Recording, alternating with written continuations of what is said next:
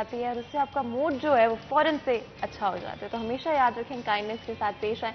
तो चलिए बाकायदा तौर पे प्रोग्राम का जल्दी से आगाज़ करते हैं और सबसे पहले बात करते हैं कि आइंदा 24 घंटे में फैसलाबाद के मौसम के क्या सूरत हाल रहेंगे। अगर बात करें ज़्यादा से ज़्यादा टेम्परेचर की तो 37 डिग्रीज रहेगा और कम से कम टेम्परेचर रहेगा 27 डिग्रीज। बारिश के चांसेस 20% हैं और हवा 10 किलोमीटर पर आवर की रफ्तार से चलेगी। एंड ऑफ कोर्स गर्मियाँ ऑलमोस्ट ख़त्म होने को आई हैं। हमारे जो हाईएस्ट टेम्परेचर्स हैं वो 40 से 30s में जाते हुए नज़र आ रहे हैं ऑलरेडी, लेकिन अभी भी थोड़ी सी गर्मी बाकी है और आई थिंक हबस काफ़ी ज़्यादा हनान आजकल हुई है। तो आप लोगों ने ज़्यादा से ज़्यादा सनस्क्रीन का इस्तेमाल करना है और अपने आप को थ्रू आउट द डे कोशिश करनी है कि हाइड्रेटेड रखें। और बिल्कुल इस मौसम के अंदर फातिमा, जब ये शिफ्ट कर रहा होता है, गर्मी से सर्दी की तरफ जा रहा होता है, तो एक दरमियानी टेम्परेचर की वजह से वायरस और बैक्टीरियल डिजीज़ जो हैं वो बहुत ज़्यादा बढ़ती हैं। तो उनसे बचने के लिए कोशिश करें कि साफ़ पानी का इस्तेमाल करें और खाना जो भी आप खा रहे हैं वो भी साफ़ सुथरा हो, ताकि मुख्तलिफ बीमारियों से बच सकें। आजकल गला ख़राब, बुखार जैसी बीमारियां जो हैं वो फैल रही हैं, तो उनसे बचने के लिए आपको कोई ना कोई इक़दाम जो है वो करते रहना चाहिए। तो आगे बढ़ते हैं जनाब। जैसा कि आप को हमने बताया कि ट्रैफिक की सूरत हाल जो है वो बताएंगे वकास, क्योंकि हमारी कोशिश होती है मॉर्निंग शो के अंदर अब नई से नई चीज़ें जो है वो इंटरप्रेट करें, ताकि आपको शहर के ट्रैफिक के हालात के बारे में भी आगाह कर सकें और इसके साथ साथ दीगर जो मसाइल हैं वो भी आपको बता सकें। तो सुबह सुबह ट्रैफिक की क्या सूरत हाल है, इस हवाले से जानने के लिए हमारे साथ वकास कॉल पे मौजूद होंगे। अस्सलाम वालेकुम वकास। वालेकुम सलाम। जी वकास, क्या सूरत हाल है शहर फैसलाबाद के ट्रैफिक के हवाले से? क्या आज कहीं अहम शाहरा के ऊपर कोई ट्रैफिक जाम तो नहीं है और सूरत हाल क्या है? जी, इस हवाले से सबसे अहम तो हनान ये है कि निशाताबाद ब्रिज के अतराफ में ट्रैफिक जो है वो बुरी तरह से जाम है आज सुबह से ही। जहाँ पे आज सुबह तकरीबन 4 बजे के करीब एक हादसा हुआ था। उस हादसे के बाद तमाम तर जो ब्लीचिंग मटेरियल था वो रोड पे फैल गया, जिसके बाद अभी तक जो है ट्रैफिक पुलिस की जानिब से उस रोड को क्लियर करने की कोशिश की जा रही है, लेकिन मुकम्मल तौर पे निशाताबाद ब्रिज को यानी शेखुपुरा रोड को जो है वो ट्रैफिक के लिए बहाल नहीं किया जा सकता। इसके अलावा अगर हम बात करें शहर के मुख्तलिफ शाहराहों पर, तो झंग रोड पे जो है तामीराती काम की वजह से ट्रैफिक जो है वो सुस्त रवि का शिकार है, जबकि इसके साथ साथ सत्याना रोड और जड़ावाला रोड जो है ये मामूल के मुताबिक चल रहे हैं। इसी तरह अगर सरगोदा रोड की बात की जाए या नाड़वाला रोड की बात की जाए, तो सरगोदा रोड और नाड़वाला रोड पर ट्रैफिक जो है वो मामूल के मुताबिक रवा दवा है। शहर का जो सबसे मेन एरिया है जिसे हम कह सकते हैं कि सूसा रोड, वहां पर 2 से 3 मुख्तलिफ मुकामात पर तामीराती काम की वजह से ट्रैफिक जो है वो सुस्त रवि का शिकार है। वकास, ये बताइएगा कि आप बात कर रहे हैं निशाताबाद पुल की, वहां पे हादसा रात को पेश आया, तो उस हादसे में कोई जानी नुकसान तो नहीं हुआ? और ब्लीचिंग मटेरियल की आप बात कर रहे थे, क्या वो इंसानी सेहत के लिए खराब तो नहीं? उसकी वजह से, गिरने की वजह से या सड़क पे फैलने की वजह से किसी किस्म की कोई जानी नुकसान या कोई जख्मी जो है वो तो नहीं रिपोर्ट किया गया? जी, इस हवाले से ये है कि आज सुबह ब्लीचिंग का एक ट्रक था, ब्लीचिंग कंटेनर के साथ जो है एक कैरी डिब्बा का तसादम हुआ था, जिसके नतीजे में कैरी डिब्बे का जो ड्राइवर है वो शदीद जख्मी हुआ था, जिसे इलाज अस्पताल मुंतकिल किया गया था। इसके बाद अगर बात की जाए दीगर सूरत हाल की, तो ब्लीचिंग मटेरियल जो है वो मुकम्मल तौर पे रोड पे फैल जाने की वजह से लाहौर की तरफ से फैसलाबाद आने वाली जो साइड है उस पर मुकम्मल तौर पे ब्लीच मौजूद थी, जिसको कवर करने के लिए, चूंकि ब्लीच डेफिनेटली इंसानी सेहत के लिए जो है वो मौजूद नहीं है, उसको कवर करने के लिए ट्रैफिक पुलिस की जानिब से फौरी तौर पे उस चौक के अंदर जो है मट्टी के 2 बड़े डंपर जो है वो गिराए गए थे, ताकि ब्लीच को जो है वो कवर किया जा सके। अब उसके बाद ब्लीचिंग मटेरियल भी वहाँ पे मौजूद है और जो मट्टी गिराई गई है उसकी वजह से भी ट्रैफिक जो है वो कुछ मुतासिर है, जिसको ट्रैफिक पुलिस का ये कहना है कि 2 से 4 घंटे के अंदर जैसे ही ब्लीचिंग मटेरियल जो है वो कुछ कवर हो जाएगा मट्टी के अंदर, तो मट्टी वहाँ से उठा के रोड को क्लियर कर दिया जाएगा। जी, बहुत शुक्रिया वकास आपके कॉल करने का। और वकास हमारे साथ मौजूद थे जो कि शहर फैसलाबाद की ट्रैफिक की सूरत हाल के हवाले से बता रहे थे। और हमारा मकसद ये होता है सुबह सुबह आपको आगाह करने का कि आपके रास्ते के अंदर कोई जगह ऐसी आ रही है या कोई अहम शाहरा ऐसी आ रही है जहाँ पे ट्रैफिक ब्लॉक है, आपने वहाँ से गुजरना है, तो आपको उस चीज़ का इल्म होना चाहिए ताकि आप कोई मुतबादल रास्ता अख्तियार करके अपने मंजिल मकसूद तक पहुँच सकें। तो आगे बढ़ते हैं जनाब। हमने एक और सिस्टम जो है वो दोबारा से शुरू किया है कि आप लाइव कॉल ہمارے شو کے اندر کر سکتے ہیں. لائیو کال کرنے کے لیے نمبر جو ہے وہ آپ کی اسکرین کے اوپر دیا جائے گا. آپ کسی بھی ایشو کے اوپر جو ہم ٹاپک ڈیسائیڈ کریں گے, جس صورتحال پہ ڈسکشن کر رہے ہوں گے, اس سے ریلیونٹ کوئی بھی سوال آپ کے ذہن میں ہو تو آپ لائیو شو کر کے ہمارے ساتھ جو ہمارے پینلسٹ موجود ہوں گے ان سے سوال جو ہے وہ کر سکتے ہیں. ہماری کوشش ہوگی کہ آپ کے مسائل کو ان لائیو کالز کے ذریعے حل بھی کروائیں اور آپ کے تمام سوالوں کے جواب جو ہیں وہ بھی آپ کو دیے جائیں. اور حنان, ہمارے شو میں ہمیشہ ہماری کوشش رہتی ہے, ہماری پوری ٹیم کی کوشش رہتی ہے کہ نہ صرف اس چیز کو ڈسکس کیا جائے بلکہ جو امپورٹنٹ چیزیں ہیں, اسپیشلی جو چیزیں آپ لوگوں کے لیے میٹر کرتی ہیں اور جو پرابلمس آپ لوگوں کو فیس کرنے پڑ رہے ہیں ان کو ہم منظر عام پر لے کر آ سکیں, لوگوں کو پتا ہو. اور اسپیشلی جو ڈسکشن یہاں پہ ہوتا ہے ڈفرینٹ ایکسپرٹس کے ساتھ, ڈفرینٹ پولیٹیشینس کے ساتھ, اس کے تھرو ہم ایک ڈسکشن جنریٹ کر سکیں جس کے تھرو ان پرابلمس کو سالو کیا جا سکے. حنان, آج بھی ہم کچھ اسی طرح کا کرنے کی کوشش کریں گے جہاں پر اسپیشلی جو فیصل آباد کے ایشوز ہیں ان کے حوالے سے بھی بات ہوگی.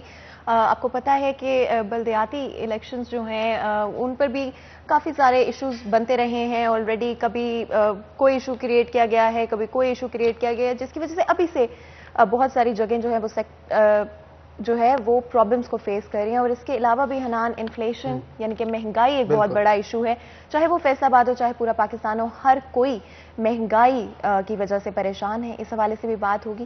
تو حنان, اگر آپ گیسٹ کا انٹروڈکشن. بالکل, ہمارے ساتھ آج گیسٹ موجود ہوں گے جو کہ مہنگائی اور بلدیاتی الیکشن کے اوپر ہم ان کے ساتھ ڈسکشن کریں گے. ہمارے ساتھ موجود ہیں رانا وارث حسین جو کہ ڈویژنل ترجمان ہیں پاکستان مسلم لیگ نون کے. ویلکم کرتے ہیں جناب آپ کو شو کے اندر. اور ان کے ساتھ ساتھ ہمارے سینئر رپورٹر عبد الرحمان بھی ہمارے ساتھ موجود ہوں گے. عبد الرحمان, آپ کو بھی ویلکم کرتے ہیں شو کے اندر. رانا وارث کی طرف چلتے ہیں. رانا صاحب, کیا کہیں گے بلدیاتی انتخابات کے حوالے سے؟ کافی چہمگوئیاں ہیں جو کہ شہر کے اندر سننے کو مل رہی ہیں, نئے سے نئے میئر کے کینڈیڈیٹس, اور اس کے ساتھ ساتھ جو بلدیاتی نمائندے پہلے منتخب ہوئے تھے یا نئے جو آنے والے ہیں, ہر ایک کی کوشش ہے کہ اب تیاری کی جائے. دوسری جانب مسلم لیگ نون کی طرف سے واحد وہ جماعت ہے, اگر مہنگائی ہو رہی ہے تو کسی نہ کسی حد تک وہ خوش ہوتے ہیں کہ حکومت اپنا بیڑا گرک خود کر رہی ہے اس مہنگائی کی وجہ سے. تو آپ کے الیکشن, بہت سارے کینڈیڈیٹس کا یہ کہنا تھا کہ بنا لڑے ہم یا بنا کمپین کیے ہمارا الیکشن بن رہا ہے کیونکہ حکومت کی طرف سے غریب عوام پہ توجہ نہیں دی جا رہی. کیا کہیں گے؟ دیکھیں جی, سب سے پہلے تو سٹی 41 کا شکریہ کہ اس نے فیصل آباد شہر کے بہت سارے مسائل آ کر اجاگر کیے, ان کا حل نکالا.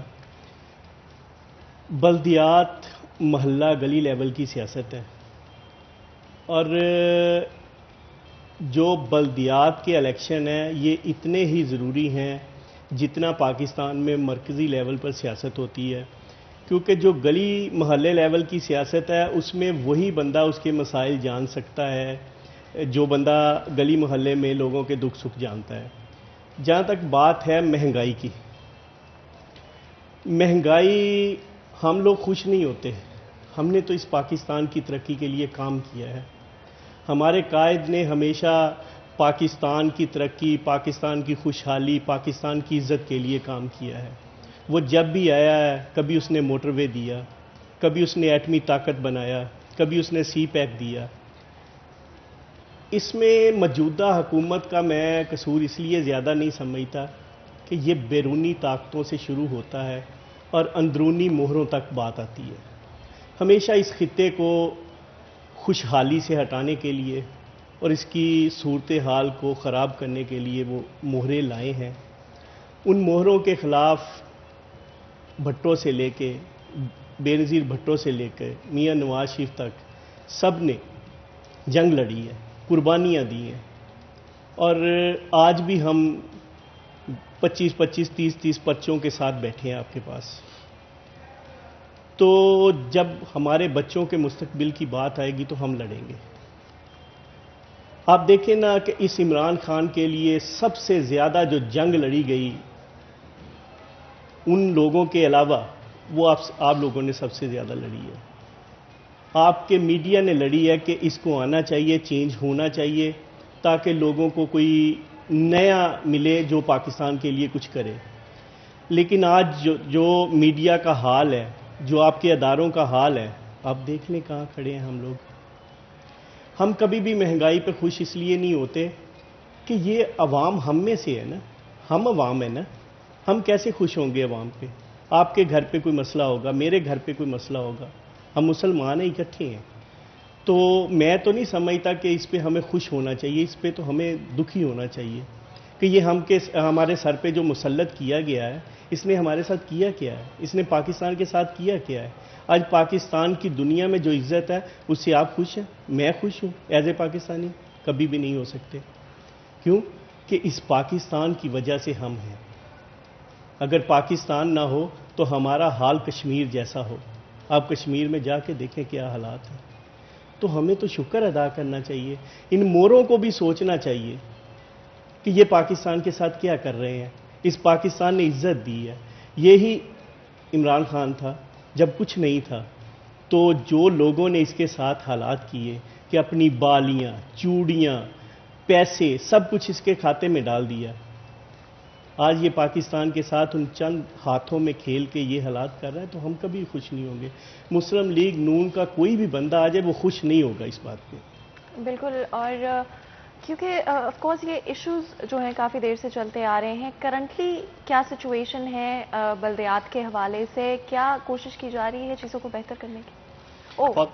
سوری, ہمارے پاس کالر ہے. جی ہمارے ساتھ کالر ہیں. ایک کال تو ڈراپ ہوگی ہے, میرا خیال ہے سوال کا جواب جو ہے وہ لیا جائے. بالکل جی, سوری, کیونکہ آف کورس ہماری کوشش ہوتی ہے کہ اگر ہمارے پاس کالر ہو تو سب سے پہلے ہم پرائیورٹی بیسس پہ کال لیں اور اس کے بعد ہم سوال کی طرف آئیں. تو فاطمہ دیکھیے, یہ بڑا مسئلہ بن چکا ہے کہ جب انہوں نے مئی 2019 میں بلدیات کو ختم کی تو اس کے بعد ایک جو بل پاس کیا کہ نیا بلدیات ہوگا, وہ بل پھر عمران خان کو پاس نہیں آیا. اب شنید یہ ہے کہ یہ 31 دسمبر 2021 جب یہ مدت پوری کر جائیں گے اپنی گھر بیٹھے ہوئے, تو اس کے بعد ایک نیا بل انٹروڈیوس کروایا جائے گا جس میں پرانا جو پرویز مشرف والا نظام ہے وہ شاید انٹروڈیوس کروانے جا رہے ہیں. یعنی کہ ابھی تک یہ 3 سالوں میں اس جانب ہی کوئی پلان نہیں کیا جا سکا کہ ہم نے کیسی بلدیات دینی ہے, کتنے اختیارات دینے ہیں, کتنے فنڈز دینے ہیں. تو یہ ڈنگ پاؤ پالیسی ہے جو حکومت کی جانب سے کی جا رہی ہے. کیونکہ دیکھیں بلدیات ایسا موضوع ہے کہ بڑی بڑی حکومتیں وعدے کر کے آ جاتی ہیں, لیکن اس کے بعد جب امپلیمنٹیشن کی باری آتی ہے تو وہ پیچھے ہٹ جاتی ہیں, کیونکہ انہیں ایک خوف ہوتا ہے کہ جو MPMNs کے ڈیرے ہیں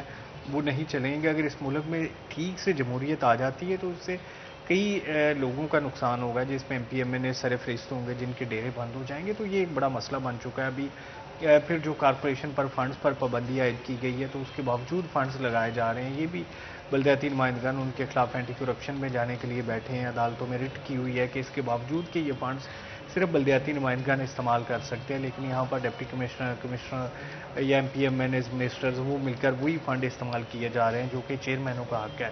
اچھا عبدالرحمان, یہ کہا جاتا تھا کہ مشرف کے دور میں بلدیات بڑا ایک مضبوط سسٹم چلا رہا تھا, لیکن اس دفعہ جو چیئرمین منتخب ہوئے ان کے پاس اتنے اختیارات نہیں ہیں.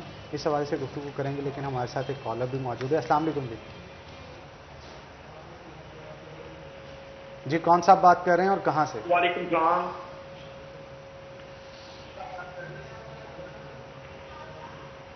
میں چک نمبر 127 بڑا فلور پور سے بات کر رہا ہوں. جی جناب پوچھیے, کیا سوال پوچھنا چاہتے ہیں؟ سر یہ نا جو ابھی مونجی کی فصل آ گئی ہے تو وہ اس کا ریٹ نہیں حکومت دے رہی. کھادوں کا ریٹ بہت زیادہ ہے, یہ چیز تو پہنچ سے زیادہ ہو گئی ہے. یوریا بھی نہیں مل رہی. زہر ہے وہ 1500 روپے کا ایک تھیلا ہو گیا جو پہلے 500 روپے کا ملتا تھا. جی بہت شکریہ محمد عاطف آپ کے کال کرنے کے لیے. عبدالرحمان سے اس کا جواب لیتے ہیں, ایگریکلچر ایکسپرٹ بھی ہیں. تو عبدالرحمان کیا کہیں گے؟ ان کا کہنا ہے کہ کھادیں مہنگی ہو چکی ہیں, جو فصل 6 ماہ بڑی ٹیک کیئر کے ساتھ یہ اگاتے ہیں, ان کو جب بیچنے کی باری آتی ہے تو پیسے ان کو مناسب نہیں ملتے, حکومت کی طرف سے تعاون نہیں کیا جاتا, اور مہنگائی کے حوالے سے بھی کہہ رہے تھے. کس طرح سے کنٹرول کیا جائے؟ کسان اگر خوش نہیں ہے تو میرا خیال ہے ملک بھی خوش نہیں. حنان, یہ بڑا اہم مسئلہ ہے کہ دیکھیں جو DAP کی کھاد جس کی بڑی ویلیو ہوتی ہے زمین میں, وہ تقریباً 4000 سے 7000 روپے تک جا چکی ہے. اور یہ 2021 کی میں بات کر رہا ہوں, یہ صرف چند مہینوں میں جو 8-9 مہینوں میں اس کی قیمت 4000 سے 7000 چلی گئی ہے اور ابھی آگے جا رہی ہے. کہا جا رہا ہے کہ ابھی سپتمبر کاشت کا ماد ہوگا, اس کے بعد جب گندم کی کاشت ہوگی تو شاید یہ 7500 یا 8000 تک چلی جائے. حکومت کا کوئی کنٹرول نہیں ہے. سونا یوریا وہ 1600 روپے کی تھی, وہ 2200 روپے کی ہو گئی ہے. یہ ان کی بات بالکل ٹھیک ہے کہ کھادوں کا ریٹ بہت زیادہ ہے. پھر جو ابھی جو دان کی فصل آ رہی ہے اس پر حکومت کی جانب سے کوئی بھی جو امدادی قیمت ہے وہ طے نہیں کی گئی. ہوتا یوں ہے کہ جو ہی زیادہ بلک میں آتی ہے فصل، اس کے بعد جو آڑتی ہے وہ اکٹھی کر کے اپنے پاس اسٹاک کر لیتا ہے، اور پھر یہی دیکھیں آپ چند دنوں کے بعد جب چاول کی صورت میں آئے گی تو یہ 100 سے 200 کے درمیان ہوگی، جو باسمتی ہوگی وہ 150 سے 200 کے درمیان بکے گی، جو عام چاول ہے وہ 100 سے 150 کے درمیان بکے گا، اور جو فارمر ہے وہ بہت سستے داموں آڑتی کے ہاتھوں لوٹے گا۔ یہ ایک بڑا مسئلہ بن چکا ہے کہ جو مڈل مین ہے وہ اچھا بھلا پیسہ کما لے گا، لیکن اس میں چاول میں 2 سے 3 مہینے کی فصل ہوتی ہے، خیر اس میں جتنا بھی منافع آ جائے یہ انف ہوتا ہے، کیونکہ اس کے بعد گندم بھی انہوں نے لگا دینی ہے یا کماد لگائیں گے، لیکن پھر بھی یہ حکومت کے لیے بڑا ضروری ہے کہ اس کی ایک امدادی قیمت طے کی جائے، جو محکمہ طے کرتا ہے، محکمہ خوراک، کہ اگر زیادہ فصل ہوئی ہے ہمارے پاس وہ خود حکومت سٹاک کرے اور اس کے بعد سستے داموں مہیا کرے۔ دیکھیں یہ چاول کی نو ڈاؤٹ بڑی اہمیت ہے ہمارے یہاں پر، باسمتی کوئی بھی پروگرام ہو وہاں پر خوشی سے پکائی جاتی ہے، تو یہ 200 روپے کلو تک جب جاتی ہے پھر اسی فارمر کو بڑا مسئلہ بنتا ہے، دکھی ہوتا ہے کہ یار میرے سے اتنی سستی انہوں نے لے لی، بلکہ منتے ترلے کے بعد میں نے یہ بیچی ہے، اور اس کے بعد دیکھیں جب یہی واپس لینے جاتے ہیں تو اتنی مہنگی پڑتی ہے۔ اس سلسلے میں یہ ایک پالیسی بنانے کی ضرورت ہے، کھاد کی قیمتیں طے کرنے کی سخت ضرورت ہے، کیونکہ جب فصل آتی ہے کسان کارڈ بنایا ہوتا ہے لیکن وہ اتنا زیادہ امپلیمنٹ نہیں ہوتا ہے، 1000 کی سبسڈی دے دی جاتی ہے، لیکن جو کھاد کا ریٹ ہے وہ 4000 سے 7000 پہ چلا گیا۔ کسانوں کے حوالے سے یا ایگریکلچر کے حوالے سے اوور آل بھی اگر بات کریں تو چاہے وہ زمینوں کے بارے میں ہوں جہاں پہ زیادہ سے زیادہ جو پہلے ایگریکلچر لینڈ تھا اس کو اب ریزیڈینشیل اسٹیٹس میں بدلا جا رہا ہے، ایون اگر فیصل آباد میں آپ سمندری کی طرف جانا شروع کریں تو آپ کو نظر آئے گا کہ جہاں پر پہلے کھیت ہوا کرتے تھے ایک زمانے میں، وہاں پر اب صرف ریزیڈینشیل کالونیاں سڑکیں بنتی ہوئی آپ کو نظر آئیں گی، اور وہ زیادہ سے زیادہ جو علاقہ ہے اس کو ایگریکلچر لینڈ سے ریزیڈینشیل میں چینج کیا جا رہا ہے۔ اس کے بعد اگر پرائسز کے حوالے سے دیکھ لیں تو وہ بھی ہمیں صرف اسی طرح سے نظر آ رہی ہے کہ فائنینشلی بھی کسان سٹرگل کریں، اور لازمی طور پہ جس طرح کہ ہمارے کالر نے کہا بہت سارے ایشوز ہیں جو کہ کسانوں کو فیس کرنے پڑے، اور کہاں ہے ہماری گورنمنٹ، کہاں ہیں ادارے جو کہ چیزوں کو بہتر کریں گے۔ مزید بھی گفتگو کریں گے اس حوالے سے، لیکن اس سے پہلے ایک چھوٹا سا بریک لیں گے اور بریک کے بعد حاضر ہوں گے، کہیں نہ جائے گا، ہمارے ساتھ رہے گا۔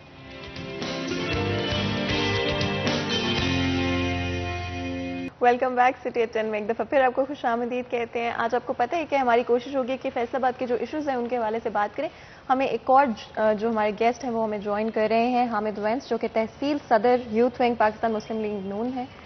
ویلکم کرتے ہیں آپ کو شو کے اندر۔ ہمارا جو ڈسکشن پہلے فوکس کر رہا تھا فیصل آباد کے ایشوز کے حوالے سے، ہم نے کچھ انفلیشن کے حوالے سے بھی بات کی، اور اس کے بعد ہمارے ایک کالر تھے جنہوں نے کسانوں کے جو ایشو ہیں جو ایگریکلچر کے حوالے سے جہاں پہ پرائسز بہت زیادہ ہوتی جا رہی ہیں چیزوں کی، اور کسان کو اس کا حق جو ہے وہ ادا نہیں کیا جا رہا ہے۔ اسی ڈسکشن کو اگر ہم آگے بڑھائیں تو ایگریکلچر ایک ایسی چیز ہے جو کہ پاپولیشن کو دیکھتے ہوئے بہت ضروری ہوتی ہے، لیکن اسی وقت اگر ہم یہ دیکھیں کہ کسانوں کو ان کا حق نہیں دیا جا رہا ہے، جتنا مڈل مین کما رہے، جیسے کہ عبد الرحمان نے بھی بات کی تھی کہ مڈل مین جو ہے وہ پیسہ کما رہا ہے لیکن نہ تو کسان کے پاس کچھ جا رہا ہے، اور جو اس کے ایکسپینسز ہیں جو کہ نارمل چیزیں اس کو لگانی پڑی ہیں، چاہے وہ فرٹیلائزرز ہوں، پیسٹیسائڈز ہوں، اس کا اپنا خرچہ تک پورا نہیں ہو رہا ہے۔ تو کس طرح سے کسانوں کے لیے گورنمنٹ کی طرف سے کیا چیزیں کی جانی چاہیے اس پوائنٹ پر تاکہ کسانوں کی زندگی اور کام جو ہے وہ آسان ہو سکے؟ بسم اللہ الرحمن الرحیم۔ تھینک یو، بہت شکریہ سٹی 41 کا۔ کسانوں کے مسائل شروع سے ہی کسی گورنمنٹ نے بھی میرے خیال میں اتنا غور نہیں کیا یا اتنی زیادہ دلچسپی سے حل نہیں کیے جتنے میاں محمد نواز شریف کی گورنمنٹ میں ہوئے ہیں۔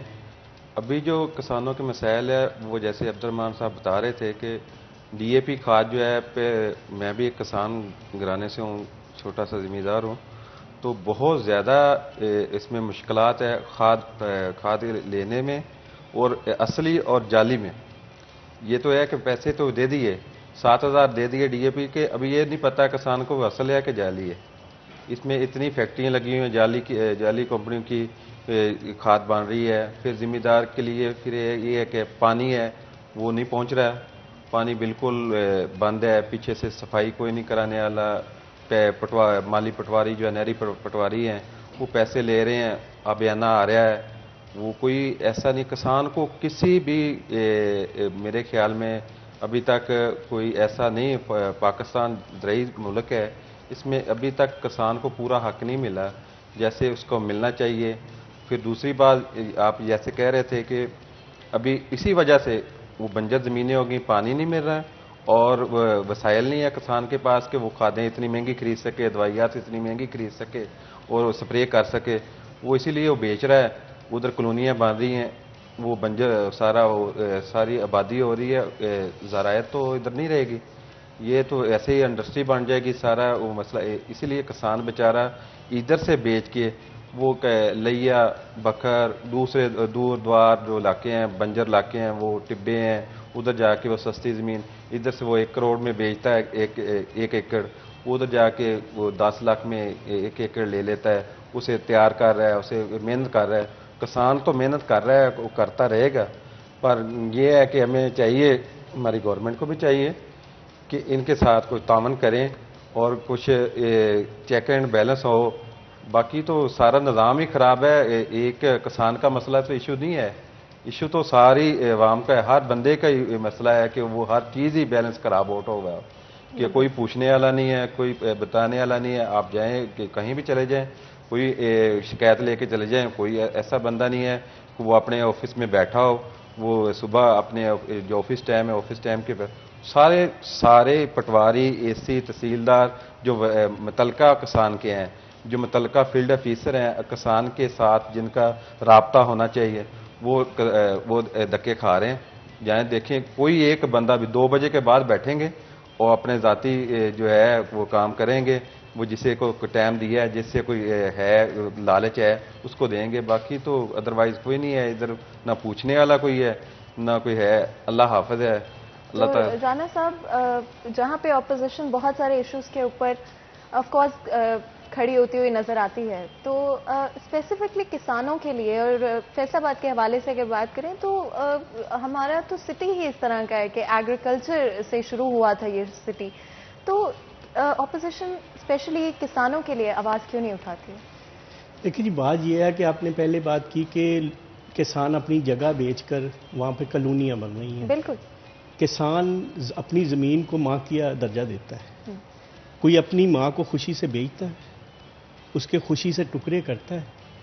آپ ایک اچھے آفس میں آتے ہیں، آپ جب ترقی کی طرف جا رہے ہیں کسی اچھے آفس میں جائیں گے نا، جب آپ کو نقصان ہو رہا ہوگا تو آپ کوشش کریں گے ہم اس آفس کو دے کے کہیں اور چلے جائیں. کیوں؟ کہ آپ اس وقت فائدے میں نہیں جا رہے، آپ خوشحال نہیں ہیں. بات اکیلے کسان کی نہیں ہے، جو مسلط کیے گئے ہیں انہوں نے کسی کا بھی نہیں سوچا، یا تو ایک ادارے کا ہی سوچ لیتے نا. اب کسان بھی رل رہا ہے اور عام عوام بھی رل رہی ہے. آپ بھی رل رہے ہیں، ہم بھی رل رہے ہیں، اور آواز کوئی نہیں اٹھا سکتا کسی کے خلاف، نہ آپ کے چینل پہ نہ کسی چینل، کیونکہ آواز اٹھائے گا. اب کھڑا کون رہے کسانوں کے ساتھ؟ جو کھڑا ہوگا وہ جیل میں ہوگا، جو کھڑا ہوگا اس کو نوٹس آ جائے گا، جو کھڑا ہوگا اس کے خلاف FIR ہوگی. تو کھڑا کون ہو؟ آپ دیکھیں نا، 2 سال شہباز شریف بھگت کے آیا، جس نے کسانوں کے لیے اتنے کام کیے ہیں. آپ کو بھی پتا، ہمیں بھی پتا ہے. انہوں نے گاؤں سے شہر تک ملانے کے لیے پنجاب میں جو روڈ دیے ہیں سب کو پتا ہے، لیکن وہ بھگت رہے ہیں، وہ کام کر کے بھگت رہے ہیں. جس نے اس ملک کو خوشحالی دی، ایٹمی طاقت بنایا، سی پیک دیا، وہ بھگت رہا ہے. وہ کبھی اپنے باپ کے جنازے میں بھی نہیں آتا، کبھی اپنی بیوی کو مرتے ہوئے چھوڑ آتا ہے. قربانیاں وہ دے رہے ہیں. ہم یہی کر سکتے ہیں، لڑ سکتے ہیں نا. اب اپنے ادارے کو، جو ادارے کے چند لوگ تو شاید کچھ ہو سکتے ہیں، لیکن باقی تو سارے بیچارے بارڈروں پہ اپنی جانیں دے رہے ہیں، وہ جنگ لڑ رہے ہیں، وہ سارا کچھ کر رہے ہیں، لیکن ہم کسی کے خلاف بات بھی نہیں کر سکتے. ہم اپنا حق نہیں، آواز آپ کے ادارے میں دیکھ لیں نا، کتنے لوگوں نے آواز بلند کی ہے، آج وہ کہاں پہ ہیں. تو یہ سارے معاملات ہوتے ہیں یہاں پہ. اب ہمیں تکلیف تو اندر سے ہوتی ہے جب عوام کو اس طرح سے دیکھتے ہیں. ہم ان کے ساتھ بھی کھڑے ہیں، مشکلات بھی سہ رہے ہیں، انہی کے لیے سارا کچھ کر رہے ہیں، لیکن ان کے ساتھ ساتھ ہمارے اپنے بچوں کا بھی مستقبل ہے نا. ہم اپنے بچوں کے روشن مستقبل کے لیے لڑیں گے آخری وقت تک، جب تک ہمارے ہاتھ میں ہے. تو کسان کی بات نہیں ہے، یہ سارے لوگوں کی بات ہے. اچھا، ویسے آپ ڈر کی بات کر رہے تھے، کیا گرفتاریوں کے ڈر سے آپ پھر بات نہیں کر پاتے آن سکرین آ کے؟ دیکھیں نا، بات یہ ہے کہ گرفتاری کی کوئی وجہ نہیں ہے. میں سن 95 سے آج تک 33 دفعہ گرفتار ہو چکا ہوں. میں آج بھی سیدھی طرح نماز نہیں پڑھ سکتا. جب کلثوم نواز فیصل آباد میں آئی تو میرا انگوٹھا انہوں نے اتار دیا تھا. ہم نے قربانیاں دی ہیں، آج بھی میرے جسم پہ کم سے کم 18 نشان ہیں زخموں کے. یہ بات نہیں ہے. ہم قربانیوں سے ڈرتے ہوتے تو ہم چھوڑ جاتے جماعت. آپ کے والدین غریب ہوں، امیر ہوں، اچھے ہوں، برے ہوں، آپ ان کے ساتھ کھڑے ہیں کیونکہ آپ کے والدین ہیں۔ بالکل آپ ٹھیک کہہ رہے ہیں۔ عبد الرحمان بھی ہمارے ساتھ موجود ہیں، ان سے بھی گفتگو کرتے ہیں۔ عبد الرحمان، جو بھی گورنمنٹ آتی ہے پھر سیاسی انتقامی کارروائی جو ہے وہ اداروں کے ذریعے کی جاتی ہے، اس میں صداقت ہے؟ دیکھیں عنان، یہ بالکل آپ کی بات بالکل ٹھیک ہے۔ یہ ہمارا بیسک المیہ رہا ہے کہ جب اپوزیشن میں ہوتے ہیں تو ہمارے پہ اخلاقیات کا ایک بھرم ہوتا ہے، اخلاقیات کا بھوت سوار ہوتا ہے، لیکن جب حکومت میں آ جاتے ہیں تو وہ ساری اخلاقیات پیچھے دھکیل کے جو اپنے اپوزیشن والے لوگ ہیں جو بھی بات کرتا ہے اس کو اٹھا کے جیل میں پھینک دیتے ہیں۔ تو یہ تو مسلم لیگ نون، پاکستان پیپلز پارٹی نے 90 کی دہائی میں بہت زیادہ کیا۔ پرویز مشرف نے ساری اپوزیشن جیل میں دھکیل دی، اس کے بعد انہوں نے یہ ایک معاہدہ کیا کہ ہم ایسا آپس میں نہیں کریں گے، اور پیپلز پارٹی نون لیگ کی گورنمنٹ نے معاہدہ کسی حد تک اس کو نبھایا بھی صحیح، لیکن اب جب عمران خان 2018 میں آئے ہیں اس کے بعد پھر وہی بات شروع ہو گئی کہ جتنی بھی اپوزیشن ہے وہ یا تو جلاوطن میں بیٹھی ہے یا پھر جیلوں میں بیٹھی ہے یا ضمانتوں میں بیٹھی ہے، جو بھی بات کرتا ہے اس کو دھکیل دیا جاتا ہے جیل میں۔ دیکھیں اگر پرفارمنس اچھی ہو تو یہ سب کچھ کرنے کی ضرورت نہیں رہتی۔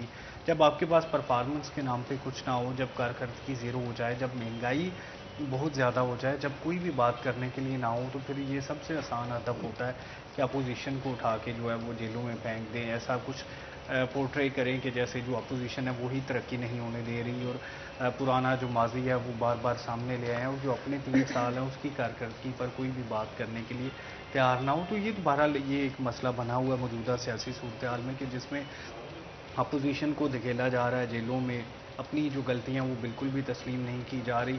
فارن پالیسی میں ہم تنہا رہ چکے ہیں، جو ہمارا جو معاشی اسکوپ تھا وہ تقریباً ختم ہونے کے آس پاس ہے۔ اگر کہیں سے IMF سے یا FATF سے مزید کوئی سخت ہاتھ رکھا جاتا ہے تو پھر جو معیشت ہے مزید تباہ حال ہو جائے گی۔ عبد الرحمان، سسٹم تو یوں ہی چلتا رہتا ہے، جو بھی گورنمنٹ آتی ہے یہی باتیں ہمیں بار بار سننے کو ملتی ہیں۔ موجودہ حکومت پچھلی حکومت پہ ڈالتی ہے، پچھلی حکومت اس سے پچھلی حکومت پہ ڈالتی ہے، پچھتی تو صرف اور صرف ایک غریب عوام ہے۔ سیاسی سٹنٹ کھیلنے سے کوئی بھی باز نہیں آتا۔ تو آخرکار یہ حل اس کے کب تک ہوں گے؟ ملک بہتری کی طرف کب جائے گا؟ دیکھیے یہ 2000 سے لے کے 2018 تک جو ملک ہے وہ کافی بہتر بھی رہا ہے، کئی چیزیں اس میں نئی ہوئی ہیں، نئی ہو بھی رہی ہیں، لیکن جو ایک مہنگائی کی بات کی جاتی ہے یہ اسپیشلی 2-3 سالوں میں زیادہ ہوئی ہے۔ یا آپ کے اندازے کے مطابق، آپ کے انالیسس کے مطابق 2000 سے لے کے 2020 تک بہترین حکومت کس کی رہی؟ دیکھیے اگر بات کریں پاکستان میں تو یہ سب سے بڑا المیہ ہوتا ہے کہ جو بہتر حکومت ہے وہ مارشل لا میں چلتی ہے۔ مڈل جو یہاں پر ہوتے ہیں لوگ، مڈل کلاس ہوتی ہے وہ بھی زیادہ فلرش کرتی ہے، لوکل باڈیز بڑی مضبوط ہوتی ہیں، لوگوں کے کام ان کی دہلیز پر ہو رہے ہوتے ہیں۔ بلا شبہ ایک سیاسی پارٹیوں پر پابندی بھی تھوڑی بہت ہوتی ہے، لیکن بہرحال یہ میں نے دیکھا ہے، سنا بھی ہے، ادارے مضبوط ہوتے ہیں۔ ایگزیکٹلی ایوب خان کا دور ہے یا ضیاء کا دور ہے یا مشرف کا دور ہے، تو یہ بدقسمتی سے اس کو بڑا اچھا پاکستان کی تاریخ میں سمجھا جاتا ہے، لوگ بڑے مطمئن نظر آتے ہیں، ایک مڈل کلاس بن رہی ہوتی ہے، گاڑیوں کا بوم آیا، زمینوں پہ بوم آیا، تو یہ دیکھیں کئی نئی چیزیں سامنے آئی۔ فیصل آباد کی ڈیولپمنٹ سب سے زیادہ کس دور کے اندر ہوئی؟ ڈیولپمنٹ فیصل آباد کی اگر بات کریں، اگر یہ 2 ادوار کافلی کا جب دور تھا 2002 سے 8 تک وہ بڑی زبردست رہی، نازمین تھے جب، ایگزیکٹلی وہ بہت زیادہ ڈیولپمنٹ ہوئی۔ پھر جو شہباز شریف نے بہت زیادہ ڈیولپمنٹ اپنے 10 سالوں میں کی جب وہ وزیر اعلیٰ پنجاب تھے، تو یہ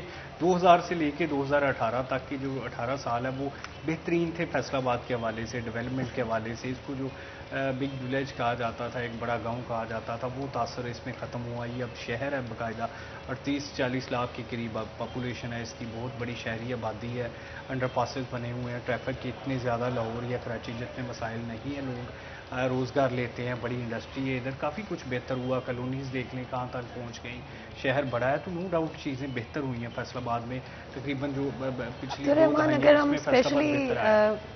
بات کریں، کیونکہ ہم بات کریں کہ چیزیں کہاں پر بہتر ہوتی ہوئی ہمیں نظر آ رہی تھی، کیا چیزیں صرف عام آدمی کے لیے بہتر ہو رہی تھی؟ کیا قرضوں میں جو آج ہم ڈوبے ہوئے ہیں وہ سچویشن کہاں سے کریٹ ہوئی؟ کیا ایک عام آدمی کی زندگی اگر آسان ہو رہی ہے تو کیا اس کے لیے ضروری ہے کہ ہم قرضے پائل آن کری جائیں ٹو دا پوائنٹ کہ ہمارا ملک ویسے ہی ڈوبنے کی طرف آ جائے؟